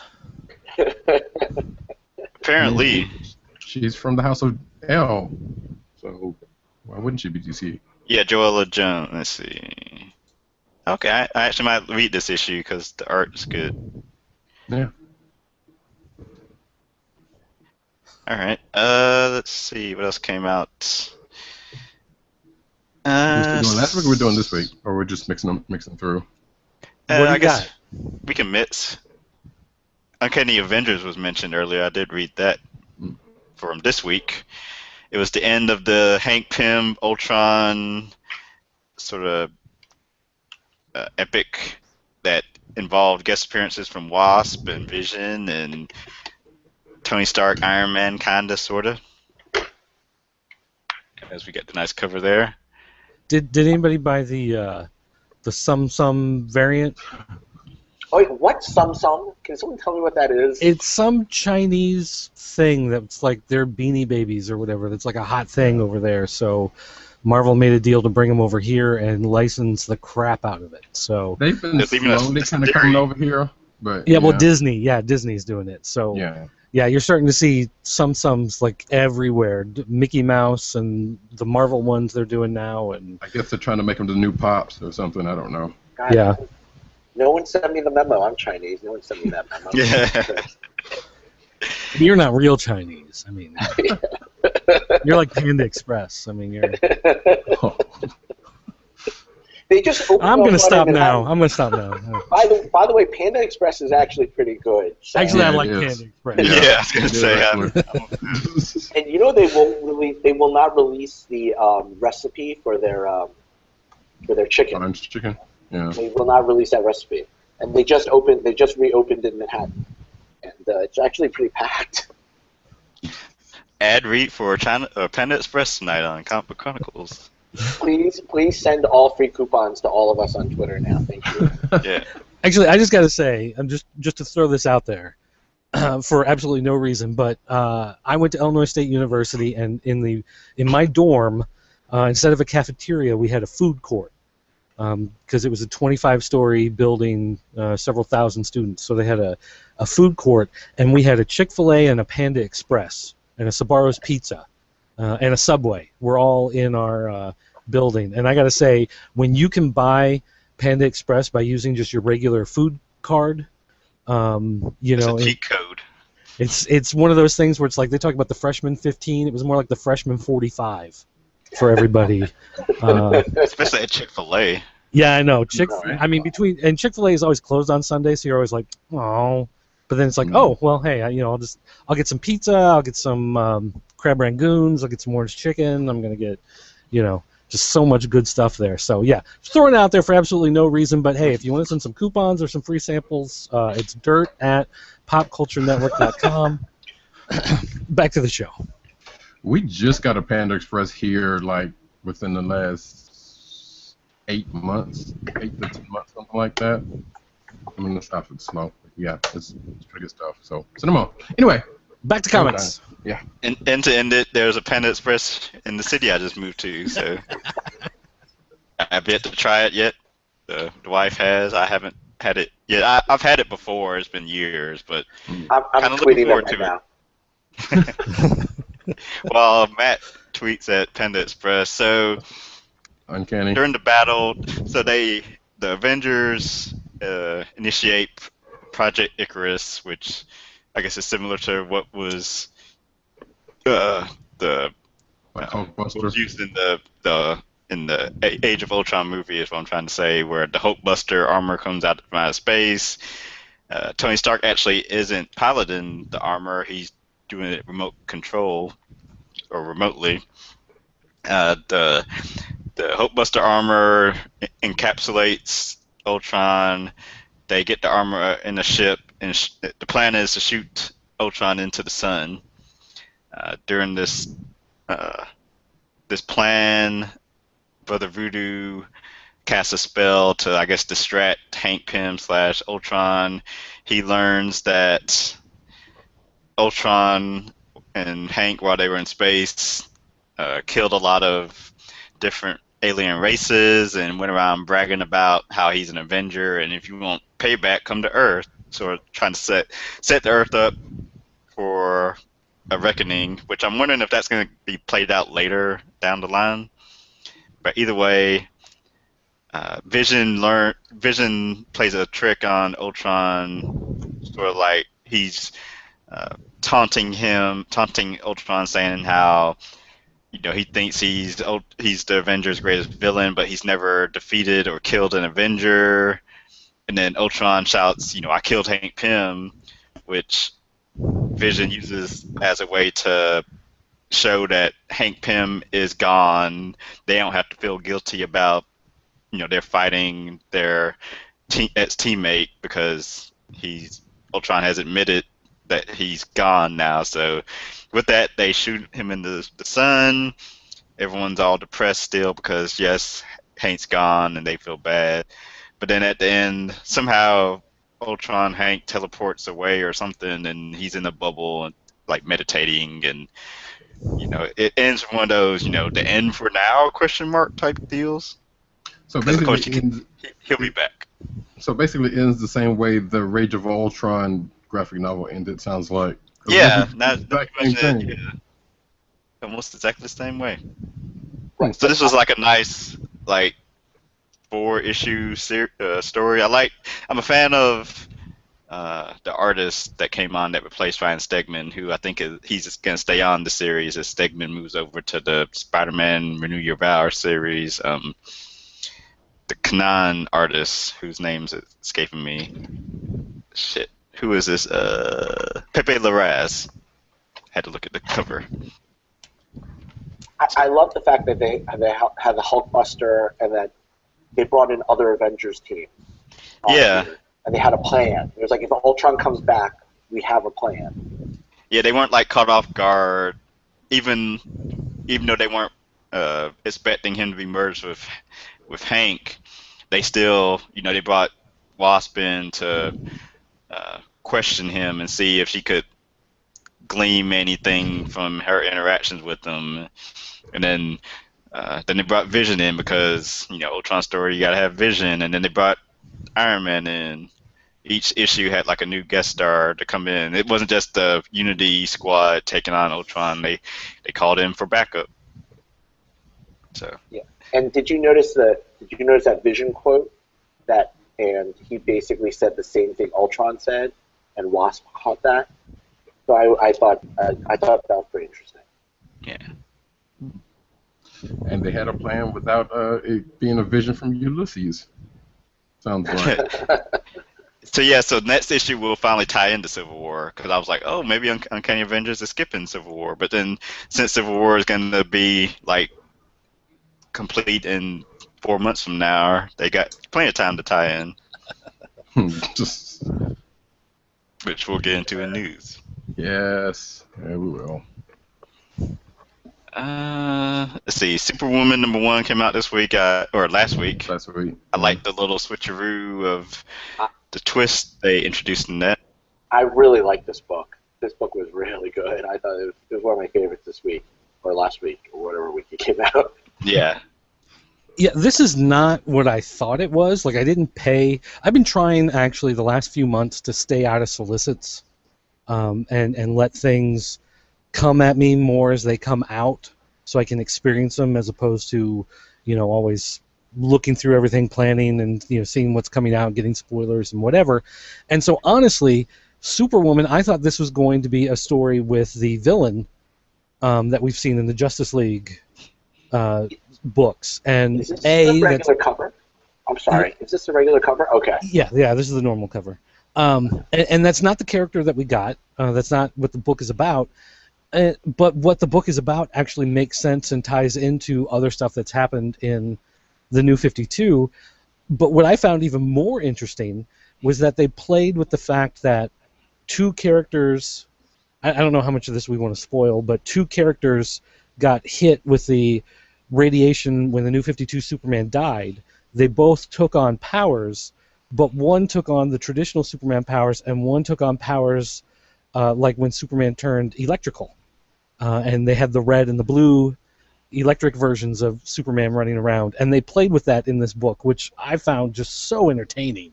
I just love when they go back, especially bad ideas, when you bring them back and then try to make them fun and entertaining. I just loved it, and this book was a lot more fun than I expected. We got a surprise ending, which I don't know if that's one of the characters may or may not ever be seen again. I don't know, but it doesn't look good. But it was just, again, it was not what I expected. It kind of hit me out of nowhere. It was really good. I enjoyed it a lot, and I'm really looking forward to seeing where it goes. I really like the fact they packed so much story. There were a lot happened this issue, right? And right. Then, talk about the past and the present. There was, unlike Suicide Squad, I felt like this was like a 64-page issue, because Jimenez, he packed so much story in like every page. There were like 12 panels almost every page, and he mixed it up a little bit. Yeah, you actually felt like you got a story and not just like an introduction. Like, this felt like it was an entire episode of a show, or obviously it ends on the cliffhanger, but still, this was very satisfying to sit down and read. In fact, it's one of those where I read it to do the review of it on a Tuesday, but then I sat down again a couple days later. I was going through the stuff, and I said, you know what, I'm going to read that again because that was so much fun and I enjoyed it. And again, I don't know where it's going, and I don't know if the cliffhanger ending that we got is actually what it appears to be, or if there's going to be some sort of secret hidden thing that you don't know is coming, whatever. But I'm very entertained by it, and I'm really looking forward to the next one. Possible click of the week, whichever week. Well, except Vision came out, so. Ah. All right. Let's see. What came out this week? It was a whole lot of on the Marvel side. It was a whole lot of Civil War tie-ins. Yeah, and I haven't read many of them. Let's see. Batman #5 was kind of underwhelming to me this week. I think it was issue 5 that I saw Tom King tweeting about a couple of days ago, or a week or so ago, saying how he was excited for it and all this big stuff was going to happen. And then I read it, expecting all this stuff, and I was like, oh, okay, nothing really happened. I mean, it was fine, but maybe I got hyped myself up too much. Um, the thing that I enjoyed about it was less the actual story that we were getting and more about what we actually learned about these new heroes. And the way that it's narrated gives you some clues about what may be coming in the future, which I don't know how much of that is legit and how much of that is just Tom King playing with us. Because he's such an awesome writer that does great stuff like that, especially on books like Vision, which is my click of the week. I'm wondering how much of this is the truth that's being narrated and how much you're getting from I forget what the term is called, where you have the narrator who you can't trust, the blank narrator, nobody took English lit class. Okay. But I don't remember. But anyway, you're hearing things that may or may not be true of things that are coming in the future, that we hear about some of these characters. And I was just really intrigued more by what we got about their history and what may be coming in the future than the actual plot, the action of this particular issue. Yeah, I wrote in my notes, actually, after the website issues I was having last night, I never finished my review posts for some of the DC Rebirth titles for this week, but for Batman number 5, I wrote how I was like, is King dropping some hints or giving some foreshadowing for future stuff that's supposed to happen in the future between two central characters, apparently. So something to look forward to. Perhaps. Another super family book that surprised me was Supergirl Rebirth number 1. Came out this week. Mm-hmm. So it sort of melded the DC version of Supergirl with the former CBS, now CW version of Supergirl, where they resolved the whole storyline of how I guess she had lost her powers pre-rebirth. We see her regaining her powers here after the DEO shoots her towards the sun to revitalize her cells. Yeah. And in return for get them getting her powers back, she decides she has to work with them to fight threats. And then they set up her foster family, the Danvers, and her secret identity of Kara Danvers. And they introduce a threat from her past, or her father's past, from whatever city, Argo or something like that. Yeah, Argo City. Yeah. And that's really about it. I don't think I missed anything. The two things I didn't like, and these are not major by any stretch of the imagination. I thought the artwork was fantastic. I thought this was some of the best artwork Lupacino's done. But the two things that bothered me were, one, we had the villain. We had to get this introduction of the villain that they had to throw in there to show him going into the Phantom Zone, so that later on you could see him come out and go on the rampage and fight. And I felt like it was one of those things where the shuttle that they send her off in the engine is reverse engineered from some sort of Phantom Zone projector. They make what they call the Phantom engine that shoots her off, and so that causes this rip that allows him to come through. It could have been just very simply, hey, the thing that we made caused this rip, and here's this villain who came out of the Phantom Zone, and now we have to fight him. And they can throw in that there's some sort of connection later on, instead of wasting this time at the beginning showing this character, just to have him come back later. Like, I much prefer, if you're going to do something with a character in that type of thing, that you do it as a subplot that plays out over a couple issues, instead of just like in the opening of the book, we see the past and there he is, and then 10 pages later he pops back up. It was like, well, obviously he was going to, because they wasted this time at the beginning, as opposed to playing it out. And the other thing that kind of bugged me was that they spent all this time with, she's getting her powers and she has this big fight and things are getting blown up and things are getting thrown around and throwing punches and blah blah blah. Oh, by the way, here's your new family, here's your new life, here's your new school, see you later. And Yeah, the second half of the book kind of sped up quickly to have like a resolution before yeah, instead of it ended. establishing, like, I felt it would have been better if they had established the story with the new life and then kind of worked it backwards to explain how she gets there. Instead of just being like this thing at the end, like, oh yeah, by the way, here, you're a teenager going to school, here's your parents later. To me, that just kind of felt missed. But by no means are those like killer on the book. Those don't, make it. It's not like it goes from a thumbs up to a thumbs down because of that. It was still a fun read. I liked the character. Again, I thought the artwork was just fantastic in this book. So overall, I enjoyed it. Just a couple little things that nitpick. Cool. All right. What else we got? Well, let's talk about the Civil War Amazing Spider-Man. Did anybody else read that one? Nope. Only read the first issue of that so far. Okay. Honestly, the story I thought was fine until like the last 2 pages maybe, because the ending, everything looks like it's going to work out. Everything's fine.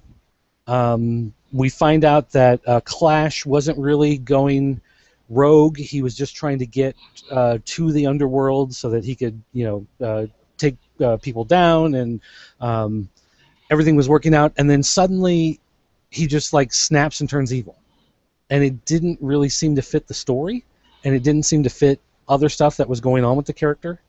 It was just, like out of the blue, he just has to turn evil because there's another issue. And the artwork in this book, in a lot of places, was actually pretty terrible. There were a couple spots where, like, there's a scene through skyscraper windows, and it looks like they literally just took a ruler, and it's like straight line, there's the edge of the building, straight line, there's the line for the windows, straight line, there's another line for the windows.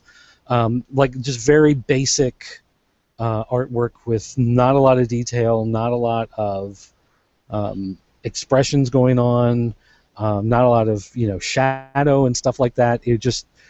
I don't know if it was rushed or what the deal is, but there were several places where it just completely fell apart, and in many cases it looked ugly in the artwork. So again, I liked the story up until the ending, but the artwork was just not consistent throughout the book, and it just fell apart in a bunch of places. Okay. Anyone keeping up with the Civil War X-Men title? I read it. I read it only because my son wants to read all the Civil War stuff, so we've been getting all the Civil War stuff. What's his thoughts on Civil War? He's on Stark's side, I can tell you that much. We actually had a pretty long conversation about it the other day, and he's like, you can't go and attack people and throw them in jail for stuff they haven't done yet. Like, that's like his understanding. I'm like, I agree. Nonetheless, in this particular story, it looks like Magneto wants to steal Ulysses, and so they're doing some underhanded things, going after the Inhumans and sneaking into their world and whatever. And then you find out that Magneto's plan, what you thought he was doing, is not actually what he's doing. It was more of throwing everybody on a wild goose chase, and he actually has other plans in mind that are actually a lot more terrible, I guess you could say, for the mutants, or for the Inhumans. So he is setting up this war between the mutants and the Inhumans, and it's very blatant in your face. All the jokes that we make about the mutants taking a backseat to the Inhumans now in the Marvel Universe, like all of that type of stuff is exactly what they're playing with in the story. So it's interesting. Although for me, I have not been an avid X-Men reader for a long time, so a lot of times I'm kind of confused. I don't know who this character is, or what's going on with that person. Certain people just show up and start doing stuff, and I'm not exactly sure, like, who is this? Like, why are they there? But I guess that's what Wikipedia is for. But there has been some fun stuff, and Magneto is a good character, especially when he's a villain and not an anti-hero, as they've been doing with him in the last few years. When he is dastardly, as he is in this story, it's a lot of fun. So there is some good stuff on here. I'm just not sure if anything that's happening in this book is actually going to have any long-term effect one way or another. It seems like it may be one of those books that they do just to fill time and put the X-Men name on something in the big crossover, but I'm not sure if it's actually going to play out as to anything with any long-lasting effects. Okay. If Agent 70 was here, he would bring up the Gods of War #3 Civil War tie-in, but I'm not sure if anyone else is keeping up with that. Yeah, again, I read it because my son, they do make a joke about the Avengers are bad friends with Hercules because he had a man bun and no one told him how terrible it looked, which is a fair criticism. But I mean, really, it's taking place during Civil War, but it doesn't actually have anything to do with Civil War, which allows them to just kind of have some fun with it. So it's a fun story to look at how the relationships between heroes in the Marvel Universe can become strained, just like any other friendship, anything else. But again, it doesn't really have a deep tie-in to Civil War. It's just a chance for them to do another Hercules story, and so it's interesting, but not really a key book that you're going to need to read for Civil War. And what else we have? Here, I got a couple. If you want to go ahead and rattle Yeah. through them. First, let me get to. Well, since we're doing Civil War, Spider-Woman #10. Here we have Jessica being tasked by Carol to kind of look into some of the visions that Ulysses has been having, and Jessica's been kind of out trying to debunk them, basically, and with the exception of the last one, her and Ben Urich come across, all of us have come true.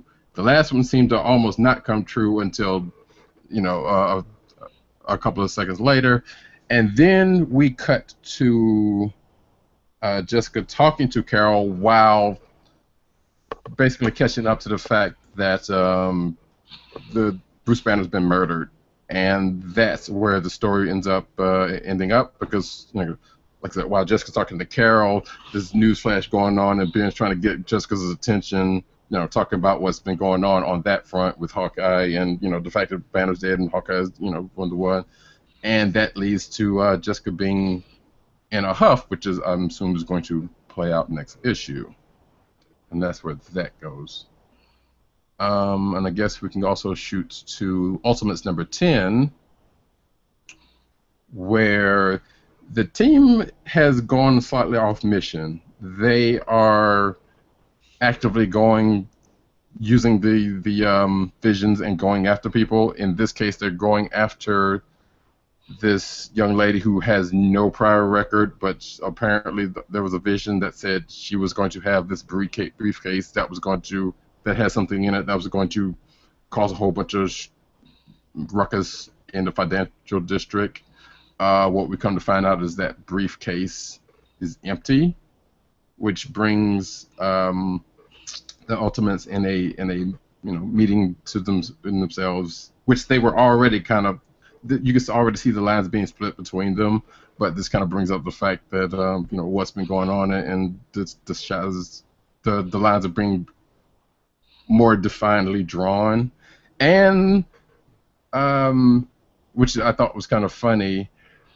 In the course of the conversation, they was asked. Well, Carol asked, "Are you all on my side or not? Because we need to cement this up," and America Chavez answers with a chair to Captain Marvel's face and a table, which kind of reminded me of some wrestling shit.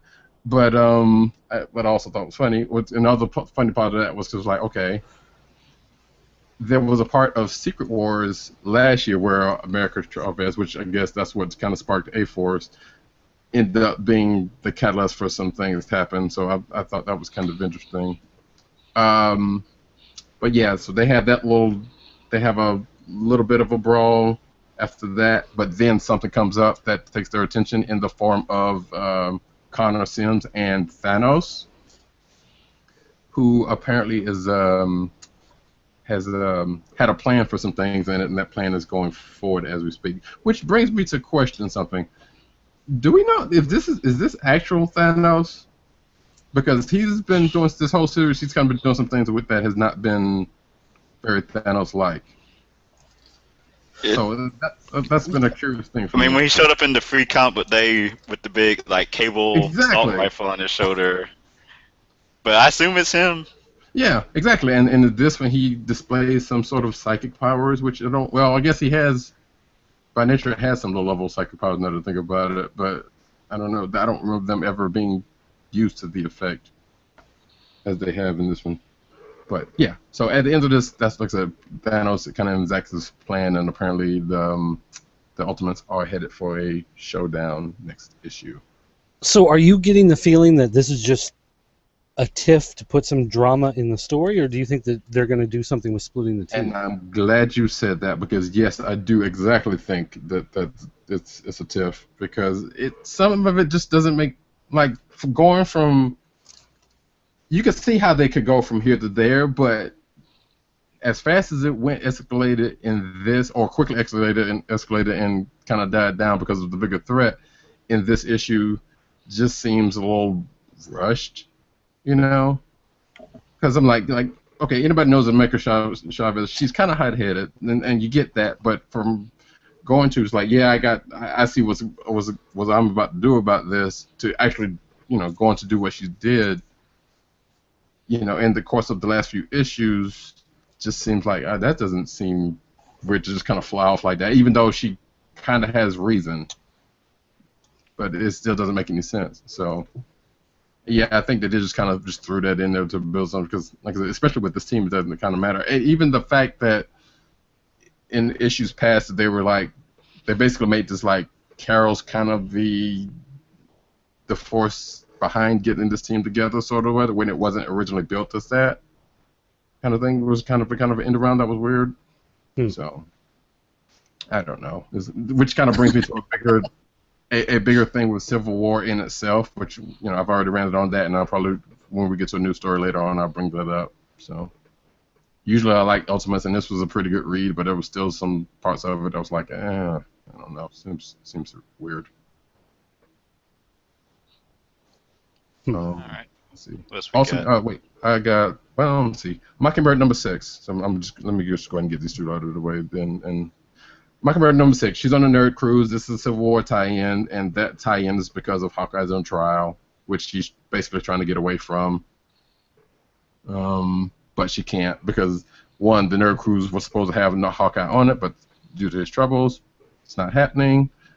Hunter is there for some reason, but she helps him along. There's this guy who supposedly has some information that will probably free Hawkeye, or at least turn the case around, but that ends up seemingly not being the case.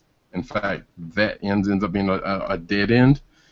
But it's a pretty fun read, because you see her kind of just floating through the ship doing this and that and other, and you see like little references like D&D and a bunch of cosplay and this and that. So Mockingbird ends up still being a pretty good book to read, and the tie-in is kind of, well, it's not necessarily light, because obviously Hawkeye's on trial, and that's her ex, kind of comes in place, and she's kind of worried about that, and she's actually on this mission, on this ship, and on this mission to try to find something to, some information to get him set free. But so far it's not coming up anything good. But it was a good, enjoyable read, though. Power Man and Iron Fist number 7. I think that's the last Civil War one I've got. We have Danny in jail. We have Luke trying to figure out how to either, one, get him out, and two, figuring out what he should be doing now. He's talking to Jessica throughout spots of the issue, and she's kind of been holding them together, because he's thinking, well, he needs to be doing this. In fact, has some weird plan to bust Danny out of jail, but at the same time, he's also trying to be on the trail of some stuff that come up in the past couple of issues, and some technology that he is now in possession of, thanks to a robbery from last year that ended up getting Danny put in jail. So, and they're starting to kind of piece that stuff together. And in the meantime, we have Danny in jail, you know, basically in a place like this is kind of a more self-destructive Danny, sounds like.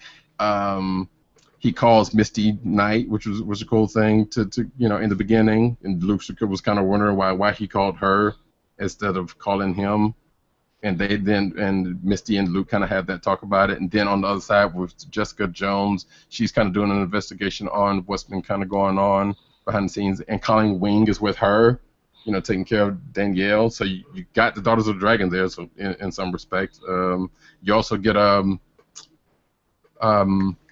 the Sons of the Tiger, a couple of Sons of the Tigers show up that are also kind of loosely involved with what's going on with helping with the case also, which is a pretty decent pull, a pretty cool pull. When have we last seen the Sons of the Tiger? Jesus see, that's Christ. Exactly. I don't even remember. That was like, wow, this is a deep cut. So, but it was good to see all of them, even though with what respective roles that they played in the issue. And I'm guessing there's going to be a little bit more than obviously, Missy having history with the guys would be, and Colleen would be a no-brainer for them to show up at some point. So, like I said, it was cool to see them on the various sides that there were. And I think we end off with Danny in jail getting into a little scuffle with some folks while Luke is pretty much trying to hatch a plan to either to bust him out or get talked out of, busting him out, but still trying to figure out what's going on the side of that. All right. Let's get into clicks of the week and just combine the 2 weeks because we still got news to get to. Yeah. Vision. Done. Yeah, that's a pretty damn good pick. So we got one for Vision. I'm trying to think. I had one earlier now. Every week the Mighty Thor comes out, even though I didn't talk about it tonight. Quickly, I can go over Mighty Thor. The Exterminatrix and Silver Samurai are trying to do a hostile takeover of Dario Agger from Roxxon's corporation, which has, and now in retaliation, he's initiated the Agger imperative. Is it Agger? I think his name is Agger. Yeah, Agger imperative, where his floating city or base is going to slam into New York and kill a bunch of people. So, of course, now Ross Solomon and Jane Thor have to save him. Of course, him being the villain, they would like nothing better than to see him get his comeuppance. But it makes for some good scenes. There's 2 S.H.I.E.L.D. agents that are investigating Jane Foster's tie to this new Thor, and apparently they went to Asgard and found a cell phone or something that Jane Foster has. Oh, she's been texting Sam Wilson, who is the new Captain America, so they're like, why would Jane Foster, of all people, be texting Captain America unless she's Thor? And somehow they make the leap that she's been faking her cancer the entire time. I guess because, if she's Thor, she can't have cancer. And then it ends with Jane Foster coming off the Bifrost to aid Thor because Thor's been she caught a golden bullet from Exterminatrix, and of course it was coated with her father's blood or something like that. So it has to, if he touches you, you turn to gold. So since he caught the golden bullet, like you can see, like her veins starting to turn the color of gold. So Jane Foster has shown up to save the day. But how can Jane Foster and Thor be in the same place at the same time? Find out next issue. But it's every month is probably one of the most beautiful books I see on the shelves. Russell Dodderman doing the pencils, and I think he does the inks too. But I love uh, Matt Wilson's colors, I should say, are great. So that's my click of the week. Before I do mine, I want to bring up real quick. Black Widow #6 teased a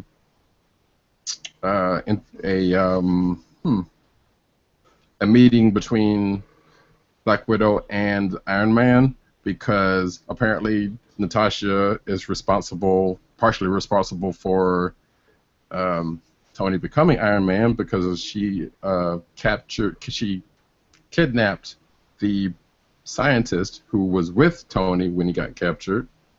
So Tony comes to find out if it was actually true and actually exact some revenge, but Widow kind of fakes him out, giving him the story. They talk for a little while, and then she ends up getting some information from Tony, and we finally find out who the real Weeping Tiger is, and now Widows have the upper hand on it. It was a pretty good read. I enjoyed it, but that is not my click of the week, which would be Vision for last week, but this week will be probably Mockingbird #6 because it was enjoyable.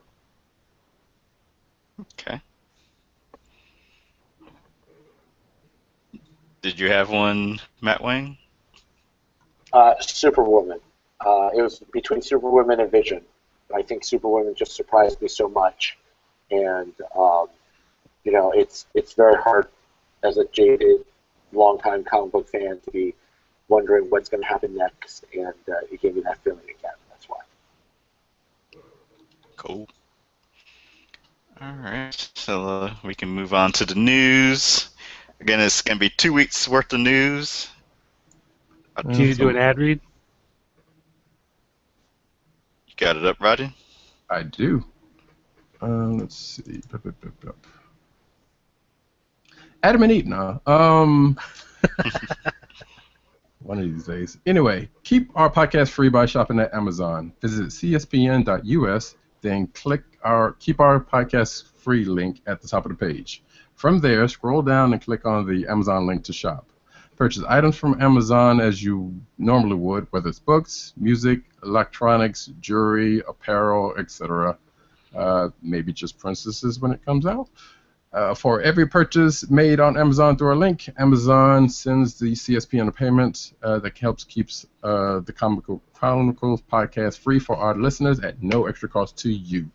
Amazon.com through CSPN.us. Do it today. Cha-ching, cha-ching. All right. All right, I'm going to get through some of this quickly because the show's kind of running long. Mm-hmm. See, Transformer. This is cinematic news, by the way. You doing last week's or this week's? Is this last week's at the top? Where are you? Oh, that's this week's. That's this week. Yeah, last week's on the next sheet. Oh, it's 2 sheets. Okay, so let me jump to last week's. Give me a second here. All right, cinematic news from last week. Marvel and ABC are meeting to discuss new series in 2 weeks. Obviously, this has nothing to do with what's going to be in the news from this week, I believe. Right. We'll get to that later. See if I can jump down. So another Jessica Jones star is gearing up for the Defenders. Who is that person? Okay. Possibly. We don't know if that's actually true, though. We just see her training, so we don't know if that's actually the case or not. Got the new Luke Cage trailer. It was dope. Good. Misty Knight's not appearing in Iron Fist.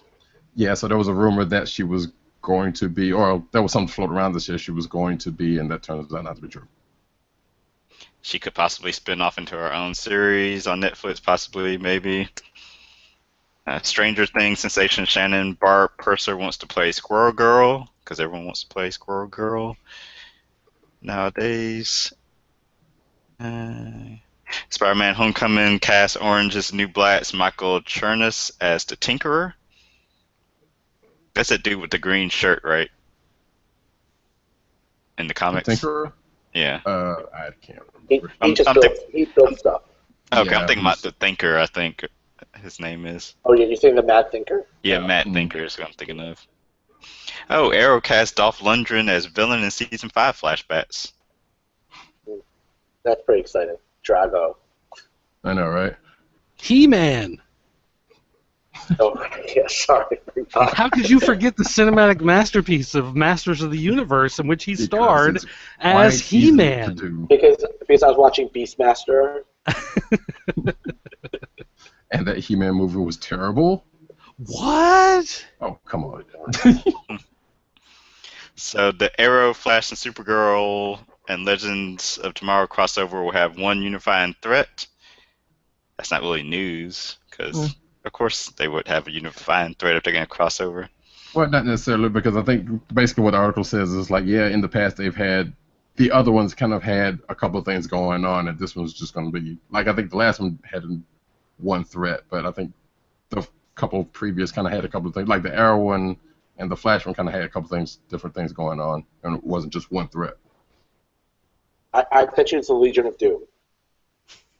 I like that. You would think. That would be pretty good. Sarah Gray is going to be Stargirl in Legends of Tomorrow. That's exciting.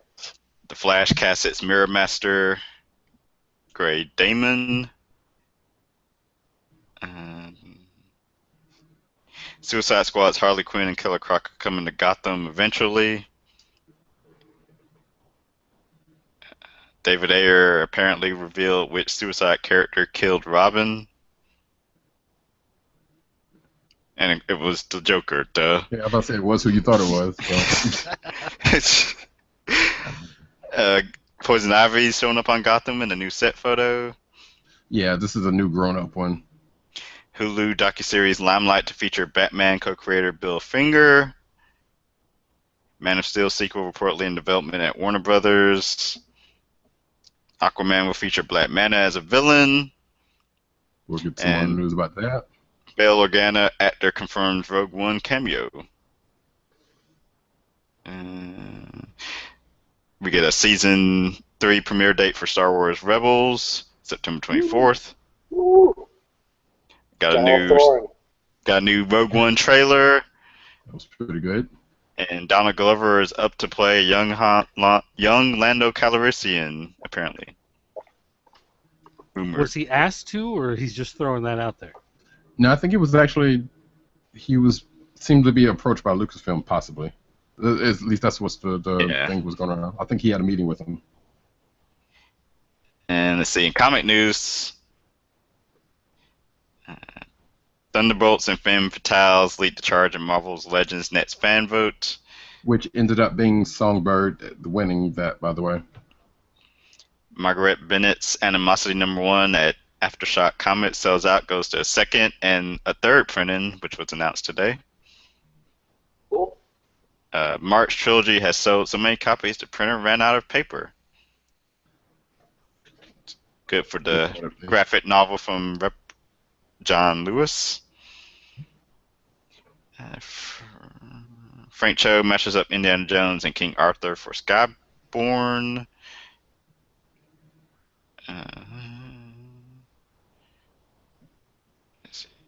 Alien gets its own coloring book for adults, with Ghost Rider Robbie Reyes showing up on Agents of S.H.I.E.L.D. He's going to star in a new Ghost Rider #1 in the fall.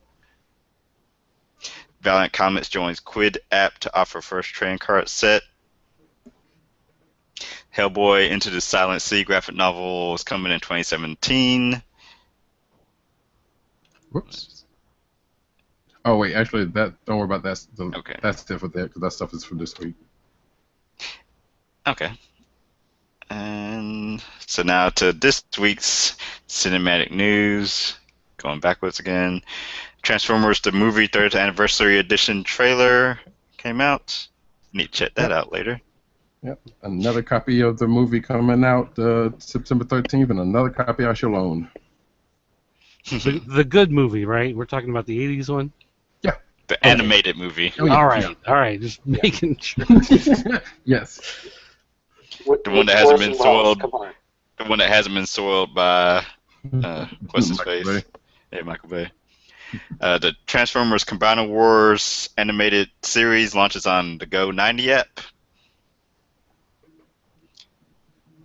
Got some look at, speaking of Michael Bay, Transformers Last Night's redesigns classic Decepticon,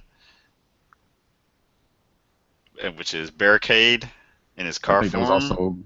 I think that was also another one of Hot Rod. That was before that, but I didn't put it in there. Of course. Star Trek Discovery will have a female lead and be set 10 years before TOS and feature a gay character. Brian Fuller confirms. Speaking of transforming, you are right now. Am I? Yeah. I forget what I did last time. Oh, you're good. You're good. The female lead, she's not the captain. They said. Right. She's going to be like the second or third commander. Yeah. Yeah.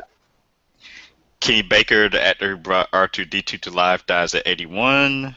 Rest in peace to him and his condolences to his family. Legendary sci-fi actor Lance Henriksen to play JSA Hero in Legends of Tomorrow. And he's going to play Obsidian. Oh, right. Obsidian. Right. Yeah. These are all characters I know nothing about. So. Isn't he a little old for that character? That's Jade's brother. Agents of S.H.I.E.L.D. cast season 4, or Agents of S.H.I.E.L.D. season 4 cast Mallory Jansen as first life model decoy. Marvel's Runaway gets a TV series order on Hulu. That was big news yesterday. Cyborg may or may not be appearing in the Flash solo film. Michael J. White wants to play Black Manta. Of course he does.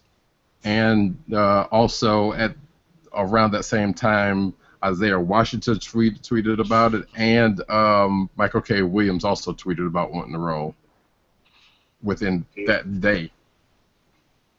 Oh, Project Katniss would be a major baddie on Supergirl season 2.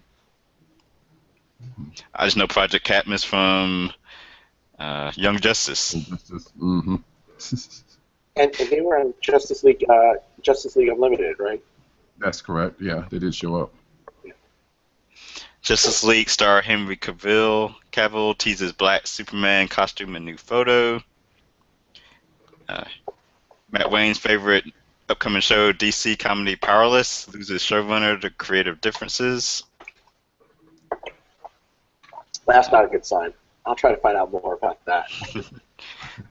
Trailer for animated Firefly fan project is gorgeous, heartbreaking, and perfect. Adam West, Burt Ward, and Julie Newmar reunite for a new animated Batman film. Which I think was the thing that Adam West was teasing a while back.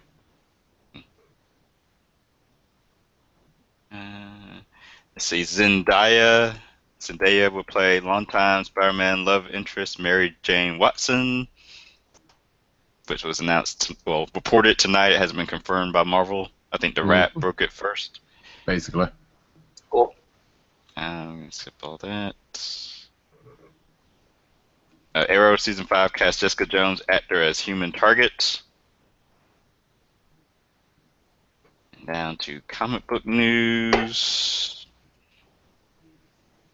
Let's see, what do we have for this week? Boom Studios will celebrate the work of beloved comics artist Brian Stelfreeze with an art book titled The Signature Art of Brian Stelfreeze. So this is all those, but I just want to bring it up because it's coming next month. Okay. Draw more Black Panther, Brian Stelfreeze. Draw more Black Panther. Let's see. Captain America Comes Home to Brooklyn. It's a comic a life-size comic cave statue in Prospect Park. Oh yeah, So, I got a there's a Twitter person. What I won't bring it up, but there's a Twitter person that sent me a picture of them in front of it. It was pretty cool looking. Civil War II extended to 8 issues. So there's So seven, like odd numbers for a series ending always seems weird to me. So, it so used to this, be more prevalent in the past, though. I thought. so this will end just how not Civil War, Secret Yeah, Wars Civil ended. War. Secret Wars, where the Marvel Now will begin before the event that kickstarts it ends. Yeah. Which brings me to what I alluded to earlier. I was like, was kind of interested that happened because basically it's kind of being not necessarily blamed on, but the reason they brought up was like apparently issue 5 is going to be late because Marquez and his wife had a kid. So congratulations to them. By the way, happy birthday to Brian Michael Bendis, whatever. So there's that, and now and he also broke the news that they added another issue. And it's like, okay, sure, give the guy with the newborn another issue to deal with while he's got priorities to do. That makes sense. So, and then I kind of thought about it, like, what's that? I mean, yeah, you're right. I'm sure he does have to pay the bill. Yeah, you're right. But, he's got work, so, let the man, do, deal with his child for a little bit. But, hey, that's between them, and that's good for him, though. But at the same time, it does, like Tim said, it does kind of bring it back to, I was like, yeah, okay. Last year, pretty much the same thing happened where a book was late, well, for different reasons, obviously, and there's another issue that came out of it. And I felt like, and I'm not saying this is the case or not saying anything about Bendis, but it just feels like, it's like, oh wait, you gave Hickman another issue. How about give me one so I could do something like this? I'm not saying that that's actually the case, but that's what it kind of felt like when I read that. So, and at this point, I would say I'm kind of tired of Civil War 2, and I think I dropped out about the same place in the first Civil War when I finally read it. So, Robert Kirkman and Ryan Ottley are gonna end Invincible. the end of an era, I guess.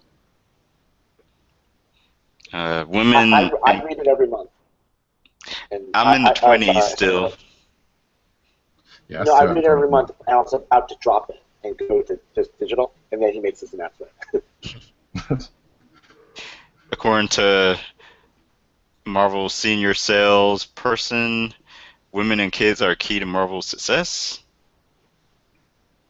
If you get a chance to read the interview, it was David Gabriel doing an interview on ICV2. It's a 3-part interview. It's pretty short read, but it's really interesting when he talks about the difference between what the internet chatter says about Marvel sales and the Marvel books and what the sales numbers are telling. Yeah. Well, and the fact that coloring books were forced onto them and they sell really well for Marvel. Yeah, because you see everyone else doing them now. Yeah. Let's see, Babs Tarr, Cameron Stewart, and Brendan Fletcher introduced the Batgirl Bunside to the world of Funko Pop. Cool. And oops, scroll too far. Harley Quinn and Deadshot join Injustice 2 in latest Suicide Squad-centric trailer. And that is it. So yeah, we're finally caught up for the last 2 weeks of comics and news. And we want to once again thank our guest from earlier tonight, Crystal Velasquez, for joining us. Oh, wait a minute. Never mind, keep going.